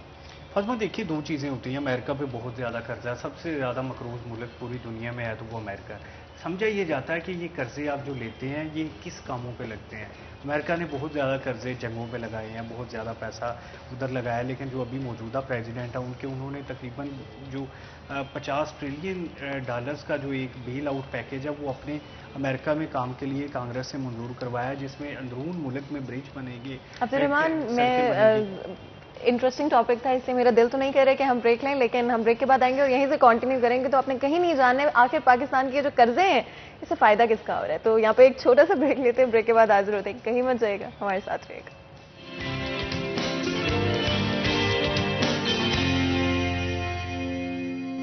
ویلکم بیک سٹی ایٹ 10 میں ایک دفعہ پھر آپ کو خوش آمدید کہتے ہیں. تو جی بریک میں جانے سے پہلے میں نے عبدالرحمان سے ایک سوال پوچھا تھا. اینڈ عبدالرحمان آئی تھنک یہ نہ صرف میرا بلکہ بہت سارے پاکستانیوں کا یہی سوال ہوگا کہ کیا یہ ضروری ہے کہ ایک جو عام آدمی ہے، جو ایک کوئی بھی پاکستانی ہے، اس کی زندگی بہتر ہونے کے لیے ضروری ہے کہ ہمیں قرضے لینے پڑیں، اور ان قرضوں سے آخر فائدہ کس کا ہو رہا ہے؟ اگر آپ امریکہ کی بات کر رہے تھے تو نظر آتا ہے امریکہ میں کہ وہاں پہ پیسے جو ہیں لگائے جا رہے ہیں کسی سیکٹر میں، چاہے وہ ایجوکیشن ہو، چاہے وہ ڈفرینٹ سیکٹرز ہوں، انڈسٹری کے اندر پیسہ لگتا ہوا نظر آ رہا ہے اور گروتھ ایکچولی میں ویزیبل ہے. لیکن پاکستان کے حوالے سے بات کریں تو قرضوں میں تو ہم ڈوبے ہوئے ہیں، لیکن جو گروتھ ہے وہ اس طرح سے نظر نہیں آ رہی. اینڈ آف کورس ہم اکنامکلی ہم سفر کرتے ہیں، تو میں یہ نہیں کہوں گی کہ چیزیں اتنی ہی آسان ہوں گی جتنی شاید کسی اور ملک کے لیے ہوں گی، لیکن پھر بھی ان قرضوں سے فائدہ کس کا ہو رہا ہے؟ فاطمہ دیکھیے، بلا شبہ ان قرضوں سے فائدہ تو عوام کا ہی ہوتا ہے، جس میں بڑی بڑی ڈیولپمنٹ سکیمز لگتی ہیں. ایوب خان کی بات کریں، بڑے بڑے ڈیمز بنے، بھٹو دور میں یہاں پر اسٹیل ملز لگتی ہے اور بڑا کام ہوتا ہے یہاں پر. زیادہ دور میں ڈیولپمنٹ، اس کے بعد جو 10 سال ہے یا ابھی جو پرویز مشرف دور میں جتنی ڈیولپمنٹ ہوئی ہے، اگر ہم پرویز مشرف دور سے یہ ان 20-21 سالوں کی بات کریں تو یہ تب کوئی 50 ارب ڈالر تک تھے جو قرضے. اس کے بعد کوئی 10 سے 15 ارب ڈالر جو ہے وہ پرویز مشرف کے تقریباً 9 سالوں میں قرض لیے گئے. 5 سالوں میں پیپلز پارٹی نے کوئی 15 ارب ڈالر کے قریب قرضہ لیا. نواز شریف نے کوئی اپنے 5 سالوں میں 20 سے 25 ارب ڈالر کے درمیان قرضہ لیا، اور اس کے بعد یہ کوئی 20 ارب ڈالر تک یہ موجودہ حکومت لے چکی ہے. تو یہ یہاں پر یہ ایسا اتنا بڑا مسئلہ نہیں ہوتا اگر ان قرضوں سے بڑے پروجیکٹس ہوتے ہیں، جابس کریٹ ہوتی ہیں، لوگوں کو فائدہ ملتا ہے، نئی انڈسٹری لگتی ہے. لیکن اگر ان قرضوں کو لے کر ہم پرانے قرضے اتار دیتے ہیں تو یہ سب سے بڑا نقصان ہوتا ہے. یہ جو 2-3 سالوں میں سب سے زیادہ تنقید یہی کی جاتی ہے کہ کووڈ کی وجہ سے ہمارے لیے سب سے بڑا مسئلہ یہ تھا کہ ایکسپورٹ رک چکی تھی. دیکھیں یہ 2-3 سالوں میں آپ نے فیل کیا ہوگا کہ فروٹ بہت سستا بک رہا ہے. اس کی وجہ یہی ہے کہ ایک تو لوگوں کے پاس قوتِ خرید نہیں ہے، دوسرا جو ایکسپورٹ ہوتی تھی وہ نہیں ہو رہی. ہمارا کئی ارب ڈالر کا تھا، وہ ادھر ہی اس کی کنزمپشن ہو جاتی ہے. تو اس طرح سے یہ ہمارے لیے بڑا سیٹ بیک رہا ہے. تو ہماری جو معیشت کا حجم ہے وہ یہاں پر خسارے پہ چل رہا ہے. جب ہم بجٹ بناتے ہیں تو ہم طے کرتے ہیں کہ اتنے ارب ڈالر کا ہمارا خسارہ ہوگا جو ہم IMF سے پورا کریں گے، جو ہم دوست ممالک سے پورا کریں گے، یا کچھ کریڈٹ پہ ہوگا کہ ہم سعودیہ سے یا دوسرے ممالک سے ادھار پہ تیل لیں گے اور بعد میں ان کو واپس کریں گے. اب جو حکومت چل رہی ہے، یاد آیا جناب، پیٹرول کی قیمت کہاں آسمان سے باتیں کر رہی ہے. عبدالرحمان، عوام بڑی پریشان ہے. اب وہی پیٹرول جو کووڈ کے دنوں میں 70s میں آ گیا تھا، 80s میں آ گیا تھا، اب 120 سے بھی تجاوز کرنے کو پھر ہے. کیا کہیں گے اس حوالے سے؟ دیکھیے یہ بدقسمتی ہے کہ یہاں پر جو آئل کی قیمتیں وہ بین الاقوامی طور پر بڑھ رہی ہیں. حکومت کے پاس اتنی آمدن بالکل نہیں ہے کہ وہ اپنے اس پہ ٹیکسیشن کم کرے یا بالکل نہ لگائے اور عوام کو ریلیف دے. اگر تو کوئی مضبوط اکانومی ہوتی ہے، مضبوط معیشت ہو، تو وہ یوں کرتے ہیں کہ ٹیکسیشن کم کر دیتے ہیں، جتنے میں مل رہا ہے اتنے میں دے دیتے ہیں. اب ہمارے پاس چند شعبے ہوتے ہیں جن میں کمانا ہے حکومت نے. پیٹرولیم پروڈکٹس ہے، بجلی کی قیمتیں، یہ تمام چیزیں ہیں جن سے حکومت کو 4 پیسوں کی آمدن ہو رہی ہوتی ہے. باقی تو تمام ڈپارٹمنٹس میں پیسے لگ رہے ہوتے ہیں. اب اس میں دیکھیں جب پیٹرولیم پروڈکٹس مہنگے داموں لے کے آگے بیچتے ہیں، پھر اس کا لامحالہ بجلی کی قیمتوں پر اثر پڑتا ہے. اور جو معاہدے کیے ہوئے ہیں نون لیگ پیپلز پارٹی کی حکومتوں نے IPPs کے ساتھ کے، جس میں کیپیسٹی چارجز جو ہم نے ادا کرنے ہیں 35,000 میگا واٹ کے، ہماری جو یہاں پر کنزمپشن ہے روٹین کی وہ 25,000 میگا واٹ کے سے نہیں بڑھتی. تو یہ جو 10,000 میگا واٹ کی کیپیسٹی چارجز ہر ماہ ادا کرنے ہوتے ہیں، یہ سینکڑوں ارب بن جاتے ہیں ہر سال. کک بیکس کی صورت میں، کمیشن کی صورت میں جو سابق حکمران کھا گئے، اس کا حساب بھی موجودہ حکومت کو، موجودہ عوام کو دینا پڑتا ہے. تو یہ بہت بڑے مسئلے ہیں. اب ان کی بدقسمتی ہے کہ ریٹس بڑھتے ہی چلے جا رہے ہیں. اس میں مختلف ممالک دیکھیں، اب ایران ہے یا سعودیہ ہے یا روس ہے جو تیل کے بڑے جہاں سے پروڈیوس ہوتا ہے، تو وہ تیار نہیں ہے کہ اس کی جو قیمتیں وہ کم کی جائیں، وہ تیار نہیں ہے کیونکہ اخراجات بہت بڑھ چکے ہیں. اب ان کے پاس بھی صرف یہی کمانے کے لیے چند چیزیں بچی ہیں. سعودیہ کی جتنی بھی ٹورزم تھی، سعودیہ میں جتنے بھی آج کے لیے عمرے کے لیے لوگ آتے تھے، صرف پاکستان سے $1 ارب سالانہ ادھر جاتا تھا. باقی دنیا کا حساب لگا لیں، اس سے کہیں زیادہ ہوتے تھے، وہ بند ہو چکا ہے. بالکل. اور petrol prices of course Hanan I think سبھی بہت سفر کر رہے ہیں اس چیز کی وجہ سے، کیونکہ اوور آل اگر آپ دیکھیں تو آپ کی جو پیٹرول پہ اسپینڈنگ ہے وہ بہت زیادہ ہو جاتی ہے. Of course it's a very huge issue جو کہ ہماری گورنمنٹ تو شاید نہیں سالو کر سکتی at the moment at least. بس امید کریں گے کہ آگے چلتے ہوئے چیزیں جو ہیں وہ بہتری کی طرف آئیں اور ایک عام آدمی کی زندگی جو ہے پاکستان کے اندر یا پوری دنیا میں کہیں پر بھی وہ آسان ہو سکے، نہ کہ اور مشکل ہو سکے. اینڈ آف کورس کیونکہ بہت ساری چیزیں جو ہیں جو ہم کور کرنا چاہتے ہیں لیکن ہمارے پاس ہمیشہ وقت کی کمی ہوتی ہے. یوتھ ونگ کے حوالے سے بات کریں، مسلم لیگ نون کے حوالے سے بات کریں، کیا پلاننگ ہے، کیا کرنٹ فیصل آباد کی یوتھ کی بات کریں تو کس طرح سے چیزوں کو لے کے چل رہے ہیں؟ کیا کوئی ایسے انیشیٹوز یا پروجیکٹس ہیں جن پہ کام کیا جا رہا ہے؟ نہیں، ایسے ہے کہ ابھی جو میرے پاس ہے تحصیل صدر کا ہے. یہ صدر کا جو ہے ایریا، یہ فیصل آباد کی سب سے بڑی تحصیل ہے صدر. تو اس میں رانا ثناء اللہ صاحب ہیں صوبائی صدر، ان کا حلقہ آ جاتا ہے N106 N105 آ جاتا ہے. تو اس میں ہم کر رہے ہیں کہ شروع کر دیا ہے، تقریباً کمپلیٹ ہو گیا. ایک پی پی ہو گئی ہے N106 سے، ایک پی پی ہو گئی ہے N105 سے. تو ہم کمپلیٹ کر رہے ہیں کہ یونین کونسل لیول تک جو ہے کریں. سب کی عہدیداران جو نوٹیفکیشن سب کی تنظیم سازی کے لیے وہ سارا مکمل کر رہے ہیں. کوشش ہے کہ ہماری پی ڈی ایم کا جلسہ ہے متوقع ہے اگلے ماہ، اس سے پہلے مکمل کر کے ہم رانا ثناء اللہ صاحب صوبائی صدر ہیں ہمارے، ان کو نے دینی ہے انشاءاللہ. تو وہ اسی والے سے ہم حلقے میں وہ کر رہے ہیں. تو یہ تو ایسا چل رہا ہے. کیا اسٹریٹجیز ہوں گی آپ کی، کیا فیسیلیٹیشن کی جائے گی اگر نون لیگ کی گورنمنٹ آتی ہے؟ یوتھ ونگ کے لیے تو یہی ہے کہ ابھی ہم کر رہے ہیں کہ جیسے پہلے یوتھ ونگ کے پلیٹ فارم پر بہت سارے پہلے گورنمنٹ تھی میاں محمد نواز شریف کی، اس وقت کاشف رنداوا صاحب کو کیا گیا، ٹکٹ ملا. ایسے ہی ہم کوشش کر رہے ہیں کہ جو یوتھ ونگ کے حوالے سے یوتھ کو آگے لایا جائے اور جتنا بھی ہمارا دیہی علاقے جاتے ہیں، سارا صدر کا ایریا جو دیہی میں آتا ہے، گاؤں دیہاتی ایریا ہے، اسی میں یوتھ کو ہم لے کے آگے آئیں اور زیادہ سے زیادہ لوگ جو یوتھ کے نوجوان ہیں ان کو فیسیلیٹیٹ کیا جائے کہ جس میں ہم کہتے ہیں کہ جاب ہوں، وہ جو اسکول کالجز میں جس میں سارا ضروریات زندگی کے مہیا کی جائیں. بالکل. اور of course youth Hanan I think کسی بھی کنٹری کے لیے بڑی امپورٹنٹ ہوتی ہے، اور فیصل آباد کی جو یوتھ ہے وہ تو مجھے لگتا ہے ویسے ہی بڑے زوروں شوروں سے کوشش کرتی ہے کہ اپنے ملک کے لیے کام کر سکے. تو ڈیفینیٹلی بالکل ہم چاہیں گے کہ آگے چلتے ہوئے اسپیشلی مسلم لیگ نون کی طرف سے، کیونکہ آج اسپیسیفکلی مسلم لیگ کی بات ہو رہی ہے، کہ پی ایم ایل این کی طرف سے کوئی ایسے انیشیٹوز، ایسے پروجیکٹس لے جائیں جو کہ یوتھ کی طرف بھی فوکسڈ ہوں اور جو کہ آلریڈی کام کیا جا رہا ہے. تو آگے چلتے ہوئے امید کریں گے کہ اور چیزیں جو بہتر ہوں گی. اگر کوئی میسج آپ فیصل آباد کو دینا چاہیں اور فیصل آباد کی یوتھ کو دینا چاہیں تو کیا میسج دیں گے؟ ہمیشہ پاکستان کے لیے کام کریں، جہاں پاکستان کی بہتری ہو اس کی جنگ لڑیں، جہاں حق سچ کی بات ہو اس کی جنگ لڑیں. میں سمجھتا ہوں کہ عبد الرحمان صاحب نے کہا کہ جو فوجی ادوار تھے وہ کچھ بہتر تھے، حالانکہ ملک لٹا ہی فوجی ادوار میں ہے. چلیں آپ آنے والے ادوار کی بات کر لیتے ہیں. کیا اسٹریٹجی ہے پولیٹیکل جتنا بھی سینیریو ہوگا جو آپ کے سامنے ہے؟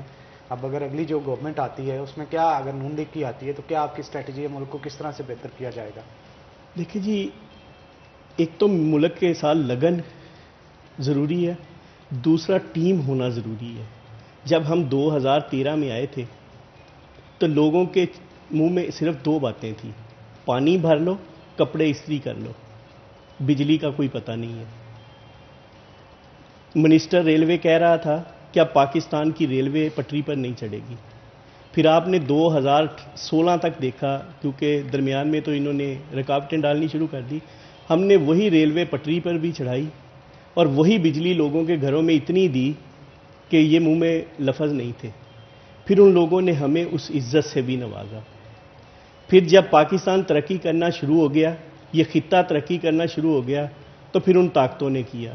انشاءاللہ ہم دوبارہ بھی آئیں گے, اسی ٹیم کے ساتھ آئیں گے, اسی قائد کی قیادت میں آئیں گے اور پاکستان کو ترقی کی راہ پر انشاءاللہ چلائیں گے. فیصل آباد کے کون سے سب سے بڑے ایشو آپ سمجھتے ہیں جو اگر گورنمنٹ آئی تو سب سے پہلے حل کرنے کی کوشش کی جائے؟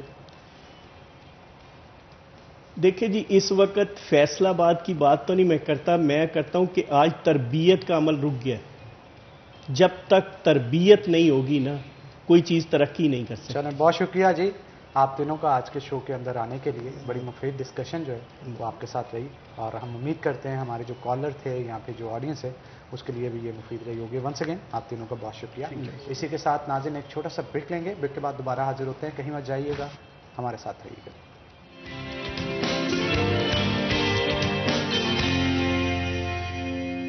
ویلکم بیک ناظرین, بریک کے بعد خوش آمدید. ناظرین, شہر فیصل آباد کی اگر بات کی جائے, یہاں کے عوام جو ہے اور یہاں کے شہری جو ہیں کھانوں کے حوالے سے بڑے کانشیس ہوتے ہیں اور چسکورے ہوتے ہیں. فاطمہ, ان کی کوشش ہوتی ہے کہ چٹپٹے اور لذیذ کھانے جو ہیں وہ تیار کیے جائیں, اور جب بھی فیصل آباد کی بات کی جاتی ہے مہمان نوازی ان سے بہتر جو ہے شاید ہی کوئی جانتا ہو. تو آج خاص طور پہ گھروں کے اندر جو پکوان تیار کیے جاتے ہیں اس کے لیے ایک امپورٹنٹ فیکٹر ہوتا ہے, وہ ہوتا ہے آئل. اگر آپ کے گھر میں آئل اچھا ہے تو آپ کے کھانے لازمی طور پر لذیذ بنیں گے. تو ہم یہاں پہ لازمی طور پہ آپ کو ریکمینڈ کرنا چاہیں گے گولڈن کوکنگ آئل اور گولڈن ویجیٹیبل گھی کے حوالے سے, کہ بازار میں جب بھی جائیں جناب آپ کا انتخاب یہی ہونا چاہیے, کیونکہ اسے ڈبل آٹومیٹک پلانٹ کے اوپر بڑے ریفائن طریقے سے جو ہے وہ تیار کیا جاتا ہے, جس کا مقصد یہ ہوتا ہے کہ آپ کے کھانوں کی لذت کو چار چاند لگائے جائیں. یہی نہیں بلکہ اس کے ساتھ ساتھ اس میں وٹامنس کا بلینڈ بھی موجود ہے, جس میں وٹامن اے, وٹامن ڈی اور وٹامن ای بھی موجود ہے. اگر آپ چاہتے ہیں کہ آپ کے کھانوں کی لذت کو چار چاند لگیں لیکن اس کے ساتھ ساتھ آپ کی صحت پہ بھی مثبت اثرات پڑیں, تو اس کے لیے بازار میں جاتے سب سے پہلے آپ کا انتخاب ہونا چاہیے گولڈن بناسپتی اور گولڈن ویجیٹیبل گھی. تو حنان, اب یہ بھی بتا دیں کہ آج آپ گھر جا کے کیا کھا رہے ہیں. لیٹس سی کیا بنتا ہے آج. ویسے مجھے نہیں پتا کیا بن رہا ہے, آپ کے گھر میں کیا تیاری ہو رہی ہے؟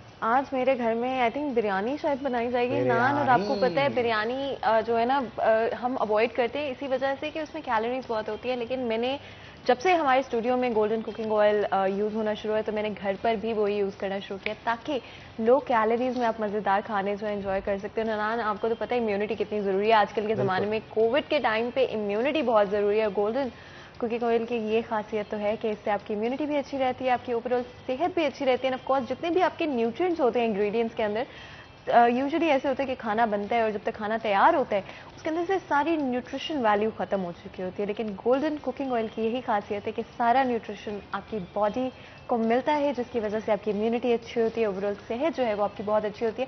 اور حنان, میرا نا اب ایک اور دل ہے, مجھے لگتا ہے ہمارے آڈینس بھی یہ چاہیں گے اور ہماری ٹیم بھی یہ چاہے گی کہ کسی دن آپ نے گولڈن کوکنگ آئل کو یوز کر کے کچھ بنا کے ہمیں کھلانا. جی شیور, کنزا آتی ہیں ویسے, ان سے میں نے کافی کچھ سیکھا ہے, تو کوشش کروں گا کچن کے اندر میں بھی اپنے جوہر دکھانے کی کوشش کروں, لیکن جیسا بھی بنا آپ کو کھانا پڑے گا. میں کہتی ہوں ہم ضرور کھائیں گے, اور مجھے لگتا ہے ہماری آڈینس کی طرف سے بھی جو ہے ہم لائیو کالز تو حنان لیتے رہتے ہیں, مجھے لگتا ہے ہمیں کہہ دینا چاہیے کہ اگر آپ چاہتے ہیں کہ حنان کھانا بنائے تو ہمیں بتا دیں.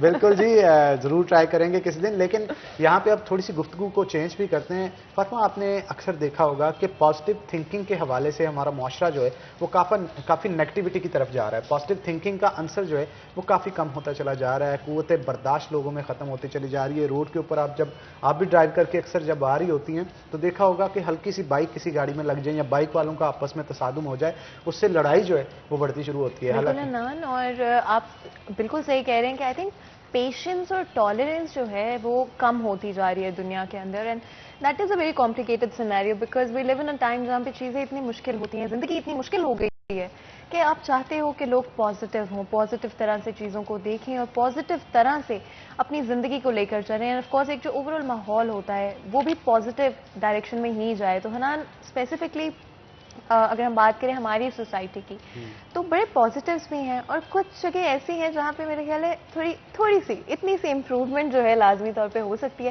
اور ایون حنان, ہم بھی تو کوشش کرتے ہیں کہ کئی دفعہ آپ کے دماغ میں اتنے نیگیٹو خیالات آ رہے ہوتے ہیں اور وہ ہو جاتے ہیں, آپ تھکے ہوئے ہوتے ہیں, آپ کی نیند پوری نہیں ہوئی, آپ نے کھانا اچھا نہیں کھایا, وہ گولڈن کوکنگ آئل میں نہیں بنا ہوا تھا, کوئی بھی وجہ ہو سکتی ہے جس کی وجہ سے آپ کو نیگیٹو خیالات آ سکتے ہیں. لیکن کوشش ہمیشہ یہی ہونی چاہیے کہ آپ نے پازیٹیو سوچنا ہے اور پازیٹیو ہی طرح سے چیزوں کو لے کر چل رہا ہے. لیکن حنان, یہ تو ایک کانسیپٹ ہے اور اسی کانسیپٹ کو یوز کر کے اگر پازیٹیو پاکستان کے حوالے سے اگر ہم بات کریں تو یہ صرف ایک تھاٹ نہیں ہے بلکہ ایک NGO ہے جو کہ پاکستان کی جو عوام ہے اس کے اندر ایک پازیٹیو تھنکنگ جو ہے وہ جنریٹ کرنا چاہتے ہیں. وہ چاہتے ہیں کہ ہماری چاہے وہ یوتھ ہو, ہماری جو اوور آل انوائرمنٹ ہے, جو سوسائٹی ہے, جو انٹریکشنز ہیں ایک دوسرے کے ساتھ, اس میں پازیٹیوٹی ہو, اس کے اندر خوشحالی ہو, اس کے اندر اچھی اور پازیٹیو سوچ ہو. تو جی حنان ایک دفعہ گیسٹ کا انٹروڈکشن بالکل انٹروڈکشن کروا دیتے ہیں. پازیٹیو تھنکنگ پہ گفتگو کرنے کے لیے آج خاص طور پہ ہم نے دعوت دے رکھی ہے. ہمارے ساتھ عابد اقبال کھاری موجود ہوں گے جو کہ چیئرمین ہے پازیٹیو پاکستان.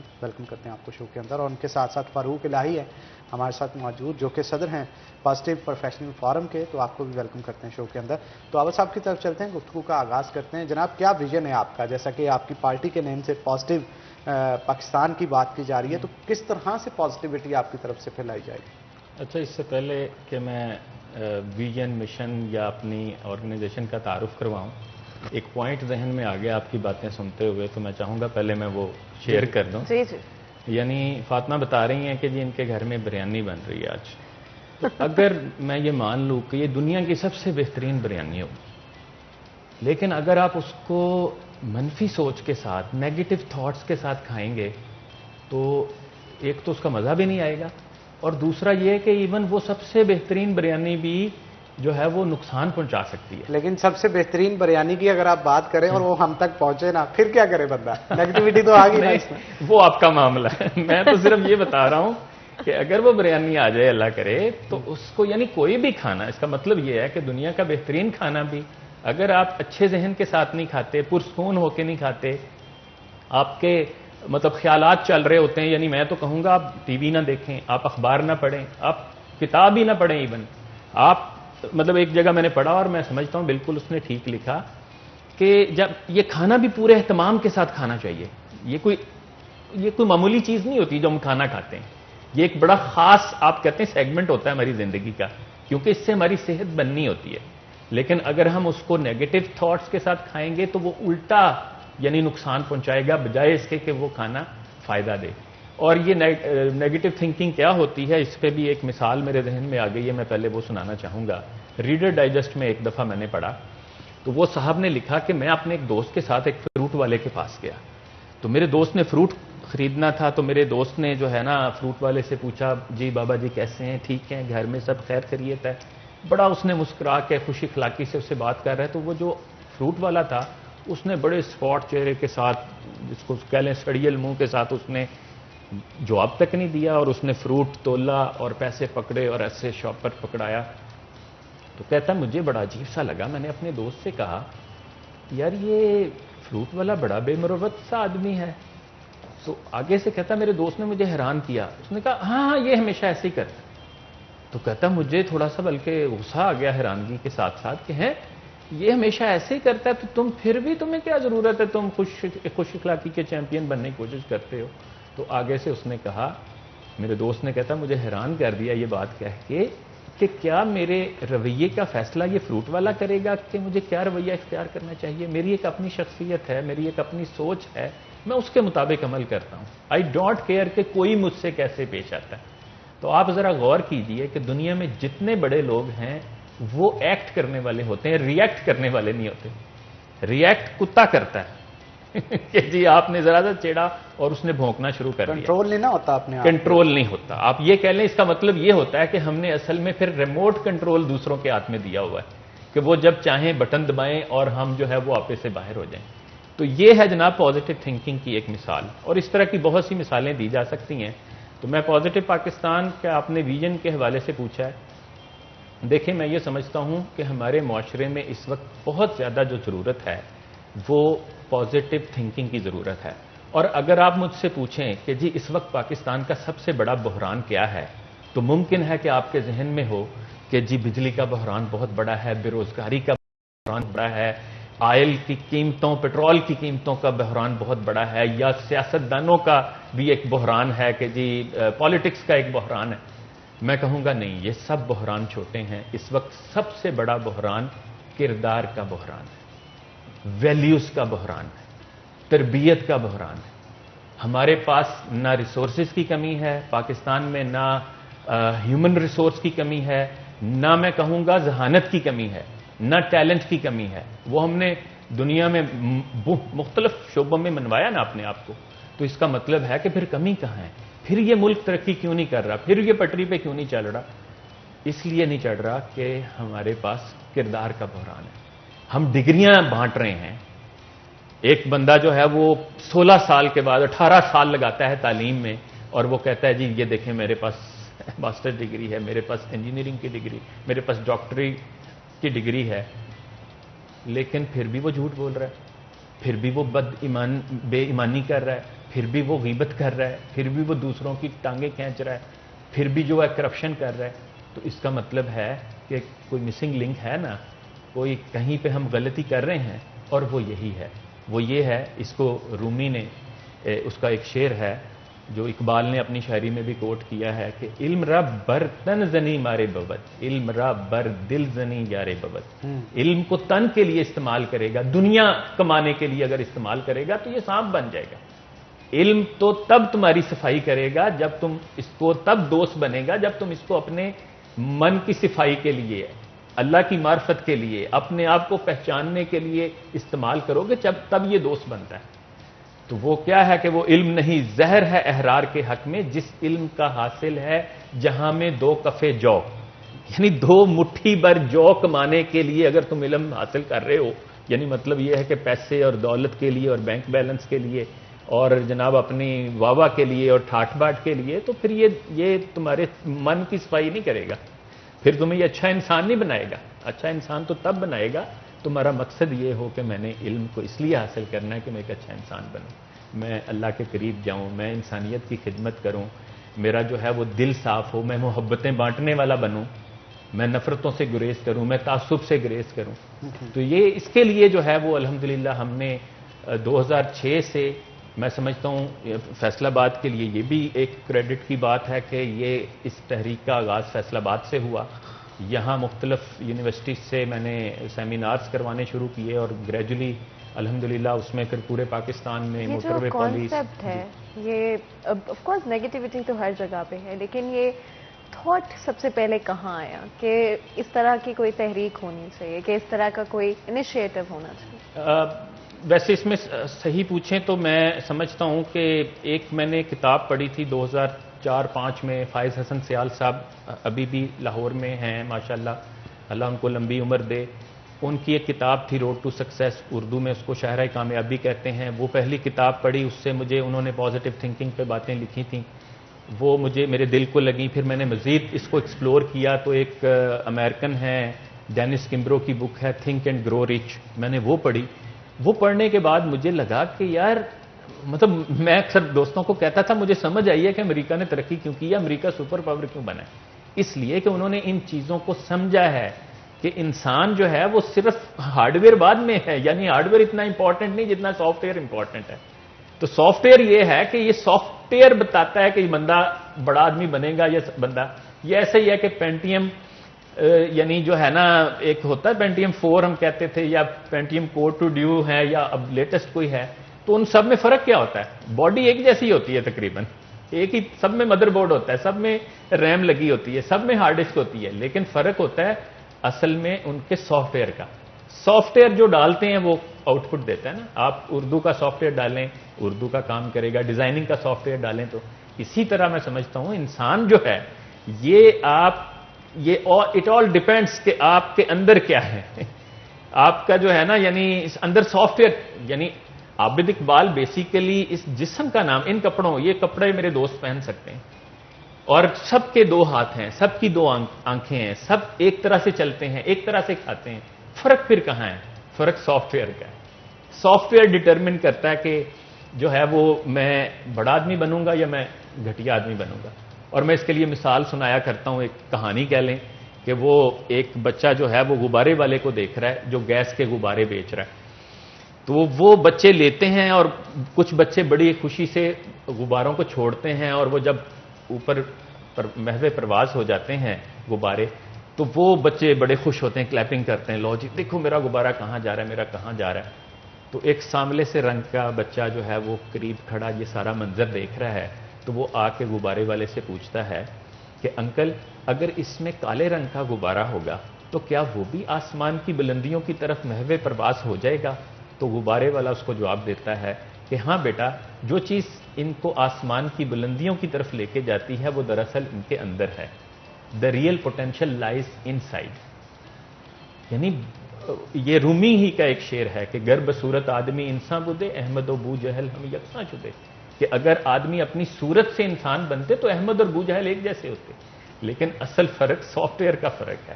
اسی سے کردار بنتا ہے، اور کردار جو ہے وہ ڈٹرمن کرتا ہے کہ آپ کیسی زندگی گزاریں گے، اچھی گزاریں گے. یعنی بڑے سمپل سا آپ دیکھیں، ہم جو سوچتے ہیں وہی ہم بولتے ہیں، ہم جو بولتے رہتے ہیں اصل میں ہم وہی چیزیں کر رہے ہوتے ہیں، جو ہم کر رہے ہوتے ہیں وہیں سے ہماری عادات بنتی ہیں، اور ہماری عادات ڈٹرمن کرتی ہیں کہ ہمارا کردار کیا ہے، اور کردار ڈٹرمن کرتا ہے کہ ہم زندگی کیسی گزارتے ہیں. تو آغاز جو ہے سوچ سے ہوتا ہے. Your thoughts become your words become your actions become your habits become your character, and your character determines your life, your destiny.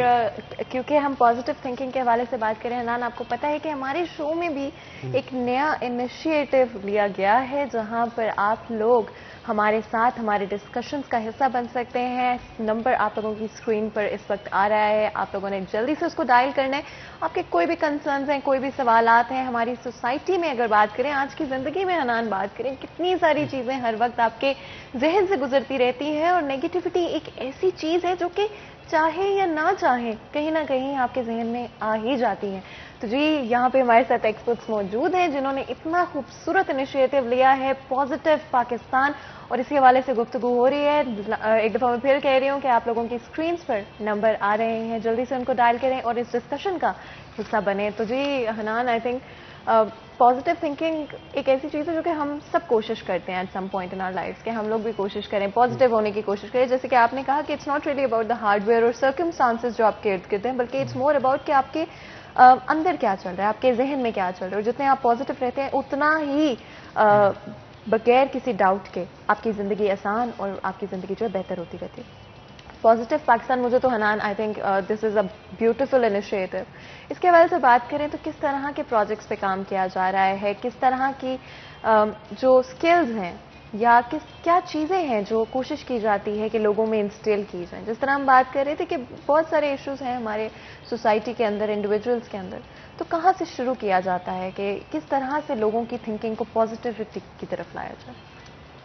دیکھیے, جیسے یہ پہلے ہم نے اس کی ابتدا کی تھی بچوں کے ساتھ, جو کہ بنیادی چیز تھی اور یہ ہونا بھی یہی چاہیے تھا.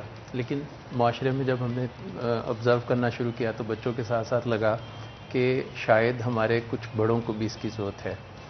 تو بچوں کے ساتھ ساتھ پھر اس ضرورت کے تحت ہم نے پھر ایک اپنا اگلا سیگمنٹ شروع کیا جو کہ پروفیشنل فورم کے نام سے ہم نے شروع کیا. تو آپ یہ دیکھیے کہ ہمارے جو پروفیشنلز ہیں یا ہمارے جو کام کرنے والے لوگ ہیں ان میں بھی مثبت اور منفی کا بہت بڑا ایک بحران ہے.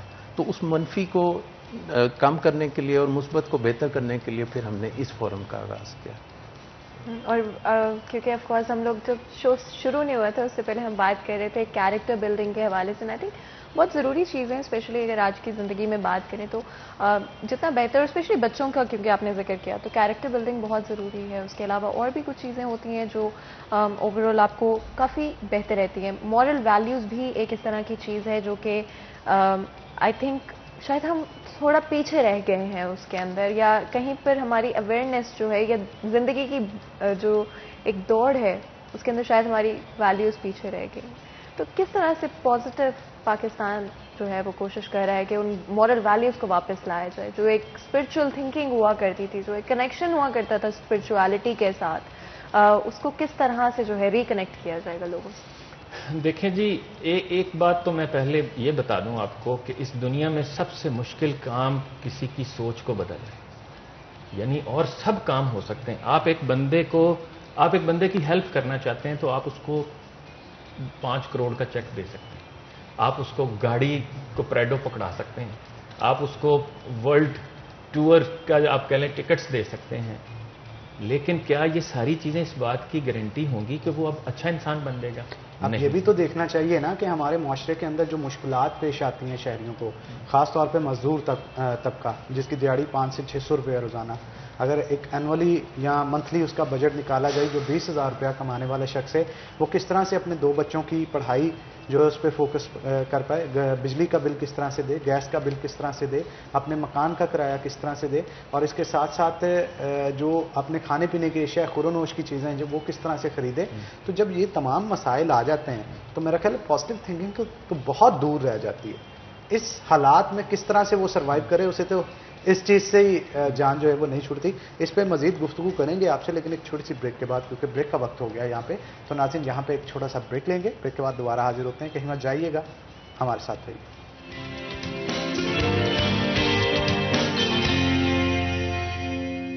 ویلکم بیک ناظرین، بریک کے بعد خوش آمدید. عابد اقبال ہمارے ساتھ موجود ہیں، مزید گفتگو ان کے ساتھ کرتے ہیں. بریک سے پہلے جناب آپ سے پوچھا جا رہا تھا کہ ہمارا مزدور طبقہ جو ہے وہ تو اپنی آسائشوں کو یا پھر اپنی ضرورتوں کو پوری کرنے کے لیے ہی تگ و دو میں لگا رہتا ہے. کس طرح سے وہ پازیٹیو تھنکنگ کا خیال اپنے ذہن میں لے کے آئے؟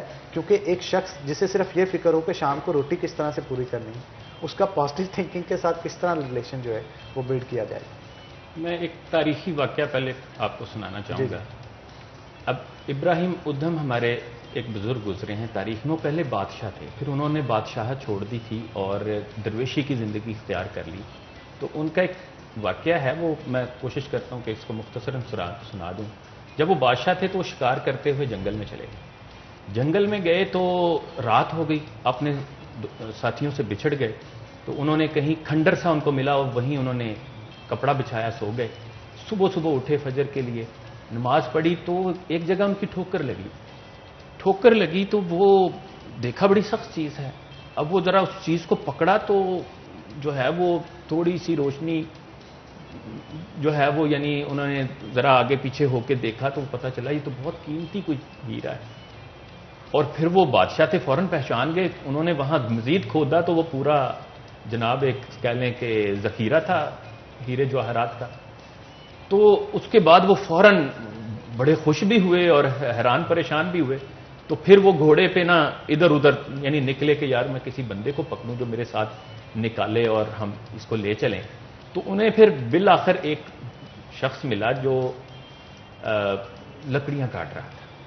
تو اس کے پاس گئے اور اس کو کہا بھائی لیکس لیک کے بعد آؤ یار میری مدد کرو. اس نے کہا کدھر جانا ہے؟ کہتا ہے یار اس طرف.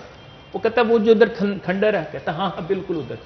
کہتا ہے آؤ میرے ساتھ، وہ وہاں ایک چیز ہے، تم نا میرے ساتھ مدد کرو پھر تم ساری عمر عیش کرو گے. اس نے کہا اچھا وہ تم ان ہیرو جواہرات کی بات تو نہیں کر رہے؟ کہتے ہیں تمہیں پتہ ہے؟ کہتا ہے ہاں بھائی مجھے پتہ ہے.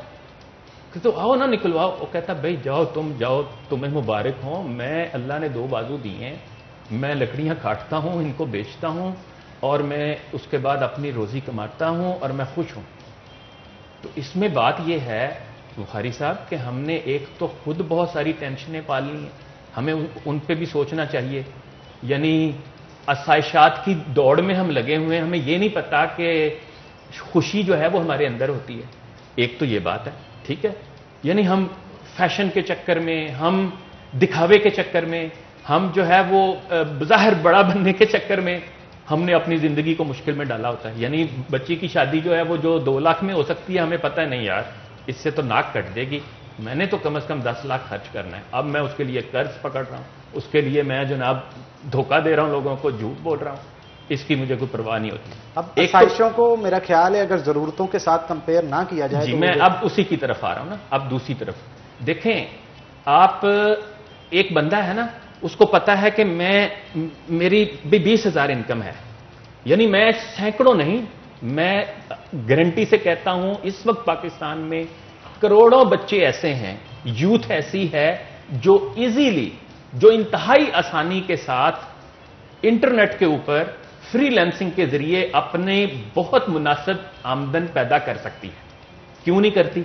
یعنی میں تو یہ کہتا ہوں کہ آج کے دور میں وہ نوجوان جس کے پاس لیپ ٹاپ ہے، جس کے پاس انٹرنیٹ ہے اور صرف اس کی تعلیم پرائمری ہے، وہ اگر بے روزگار ہے تو اس کو کان پکڑا کے جوتے مارنے چاہیے.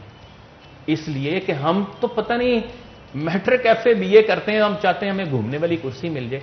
آپ انڈیا کی مثال لے لیں، آئی ٹی میں ہم سے آگے کیوں ہے؟ اس لیے کہ انہوں نے بچوں کو فری لانسنگ پہ لگایا، پوری دنیا سے وہ کام لے رہے ہیں. اسی طرح میں یہ سمجھتا ہوں، اب فاروق صاحب ہیں، فاروق صاحب کی فیکٹری ہے اور میرے چونکہ دوست بھی ہیں، ہم اکثر چیزیں ڈسکس کرتے ہیں. یہ بتاتے ہیں کہ جناب بندہ جو بھی بندہ ملتا ہے وہ کہتا ہے بس کام نہ کرنا پائے، کسی طرح میں جو ہے نا دیہڑی زیادہ سے زیادہ لگا لوں، کسی طرح، یعنی کیا کہتے ہیں کام نہ کرنا پڑے لیکن مجھے پیسے مل جائیں، زیادہ سے زیادہ مل جائیں، پیسے بھی زیادہ سے زیادہ ملے. تو اس میں ہمارے طرز عمل کا بھی جناب بڑا قصور ہے، ہمارے نظام کا بھی. میں یہ نہیں کہتا، یعنی جس میں ہم نے مشکل کر دیا، ہم موچی کو حقارت سے دیکھتے ہیں، ہم جو ہے وہ درزی کو، یا جو آپ کہہ لیں کہ اس طرح کے جو کام کرنے والے، ہم اپنے نوکر کو حقارت سے دیکھتے ہیں. حالانکہ اس میں آپ پوری دنیا میں جائیں، جاپانی آج بھی جو چیف ایگزیکٹو آفیسر ہے، جب وہ اپنا باتھ روم سے نکلتا ہے تو اس کو پتا ہے کہ یہ میں نے صاف کر کے باہر نکلا، وہ اس کو کوئی برا نہیں مناتا.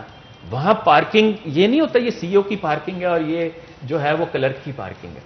تو اس میں بہت سارے ہمارے سسٹم کا بھی میں سمجھتا ہوں خرابی ہے، لیکن اس کے ساتھ یعنی ساتھ کہ لیک آف رسپانسبلٹی، جو کہ ہم انڈیویجولی رسپانسبلٹی نہیں لے پاتے ہیں کہ ہم کام کریں یا محنت کریں کسی بھی چیز کے لیے، اور انف موٹیویٹڈ نہیں ہوتے ہیں، اور اس کے ساتھ ساتھ like of an overall sense of awareness as well. میں نے ابھی جیسے بریک میں آپ کو بتا رہا تھا کہ میں نے نیپولین ہل کی ایک کتاب پڑھی تھی، اس کا وہ ہے you can make your own miracles. اس میں اس نے بڑی خوبصورت مثال دی ہے. اس نے کہا کہ جو بندہ بھی اس دنیا میں آتا ہے اس کو ایک یونیورسٹی سے گریجویشن ضرور کرنی پڑتی ہے، اس کا نام ہے یونیورسٹی آف ہارڈ ناکس، یعنی اردو میں ہم کہیں گے یونیورسٹی آف مشکلات.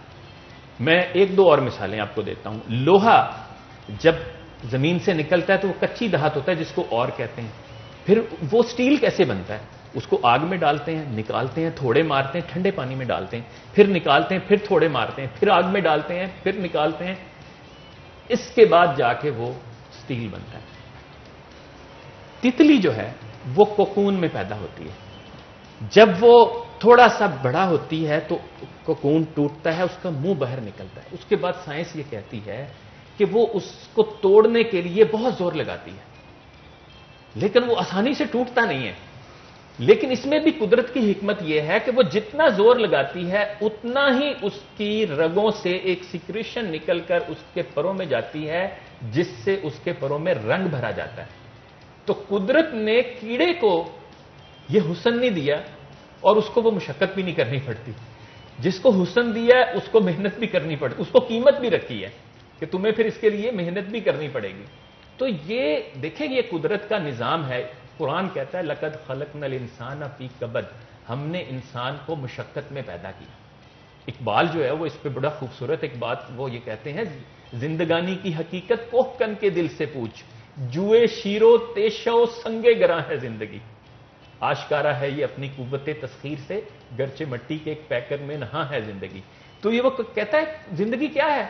زندگی یہ ہے کہ آپ کے پاس ایک تیشہ ہے اور آپ نے جوئے شیر لانا ہے، محنت کرنی ہے، اور آپ کے سامنے ایک پہاڑ ہے جس کو آپ نے ساری عمر کاٹنا ہے، جس کو توڑنا ہے. یہ زندگی ہے. تو زندگی جو ہے وہ مطلب کوئی بھی، میں بلکہ یہ کہتا ہوں کہ جو سونے کا چمچ منہ میں لے کے پیدا ہوتے ہیں وہ زندگی میں کبھی کوئی بڑا کام نہیں کرتے.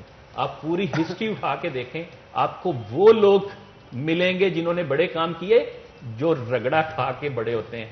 فرانسس بیکن نے کہا تھا میں نے دنیا کے عظیم لوگوں کو جھونپڑوں سے نکلتے دیکھا ہے. تو جو جھونپڑوں سے نکلتے ہیں ان کو بڑا رگڑا لگتا ہے، ان کے پاس نہ ایئر کنڈیشنڈ ہوتا ہے، نہ لیپ ٹاپ ہوتا ہے، نہ سفارش ہوتی ہے، نہ پیسہ ہوتا ہے، لیکن ان کے پاس ایک سوچ ہوتی ہے اور ایک یہ جذبہ ہوتا ہے.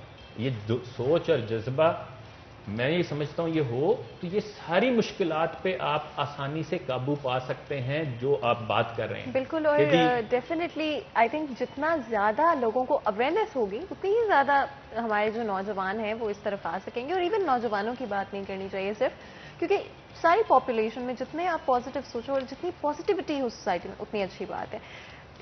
پازیٹیو پاکستانی کی طرف سے کئی ساری کانفرنسز بھی کروائی جاتی ہیں، ٹرپس بھی آپ مجھے بتا رہے تھے کہ اسٹڈی ٹورز تک لے کے جائے جاتے ہیں. تو اس حوالے سے بھی تھوڑا سا بتائیے گا کس طرح کے ٹورز ان دا پاسٹ رہے ہیں اور کانفرنسز جو ہیں اس میں کس طرح کی چیزیں، کس طرح کی اسکل سیٹ جو ہے وہ سکھایا جاتا ہے.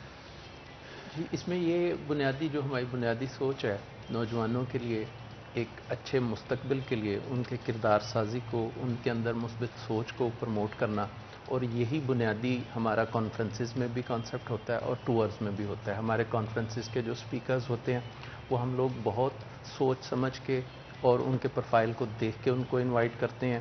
ایک طویل لسٹ ہے، اگر وہ آپ کو بتائی جائے تو آپ کو بھی سن کے خوشی ہوگی کہ ایسے لوگوں کو ہی زحمت دی جاتی ہے جنہوں نے واقعی نہ صرف پاکستان میں بلکہ دنیا میں مقام حاصل کیا ہوتا ہے.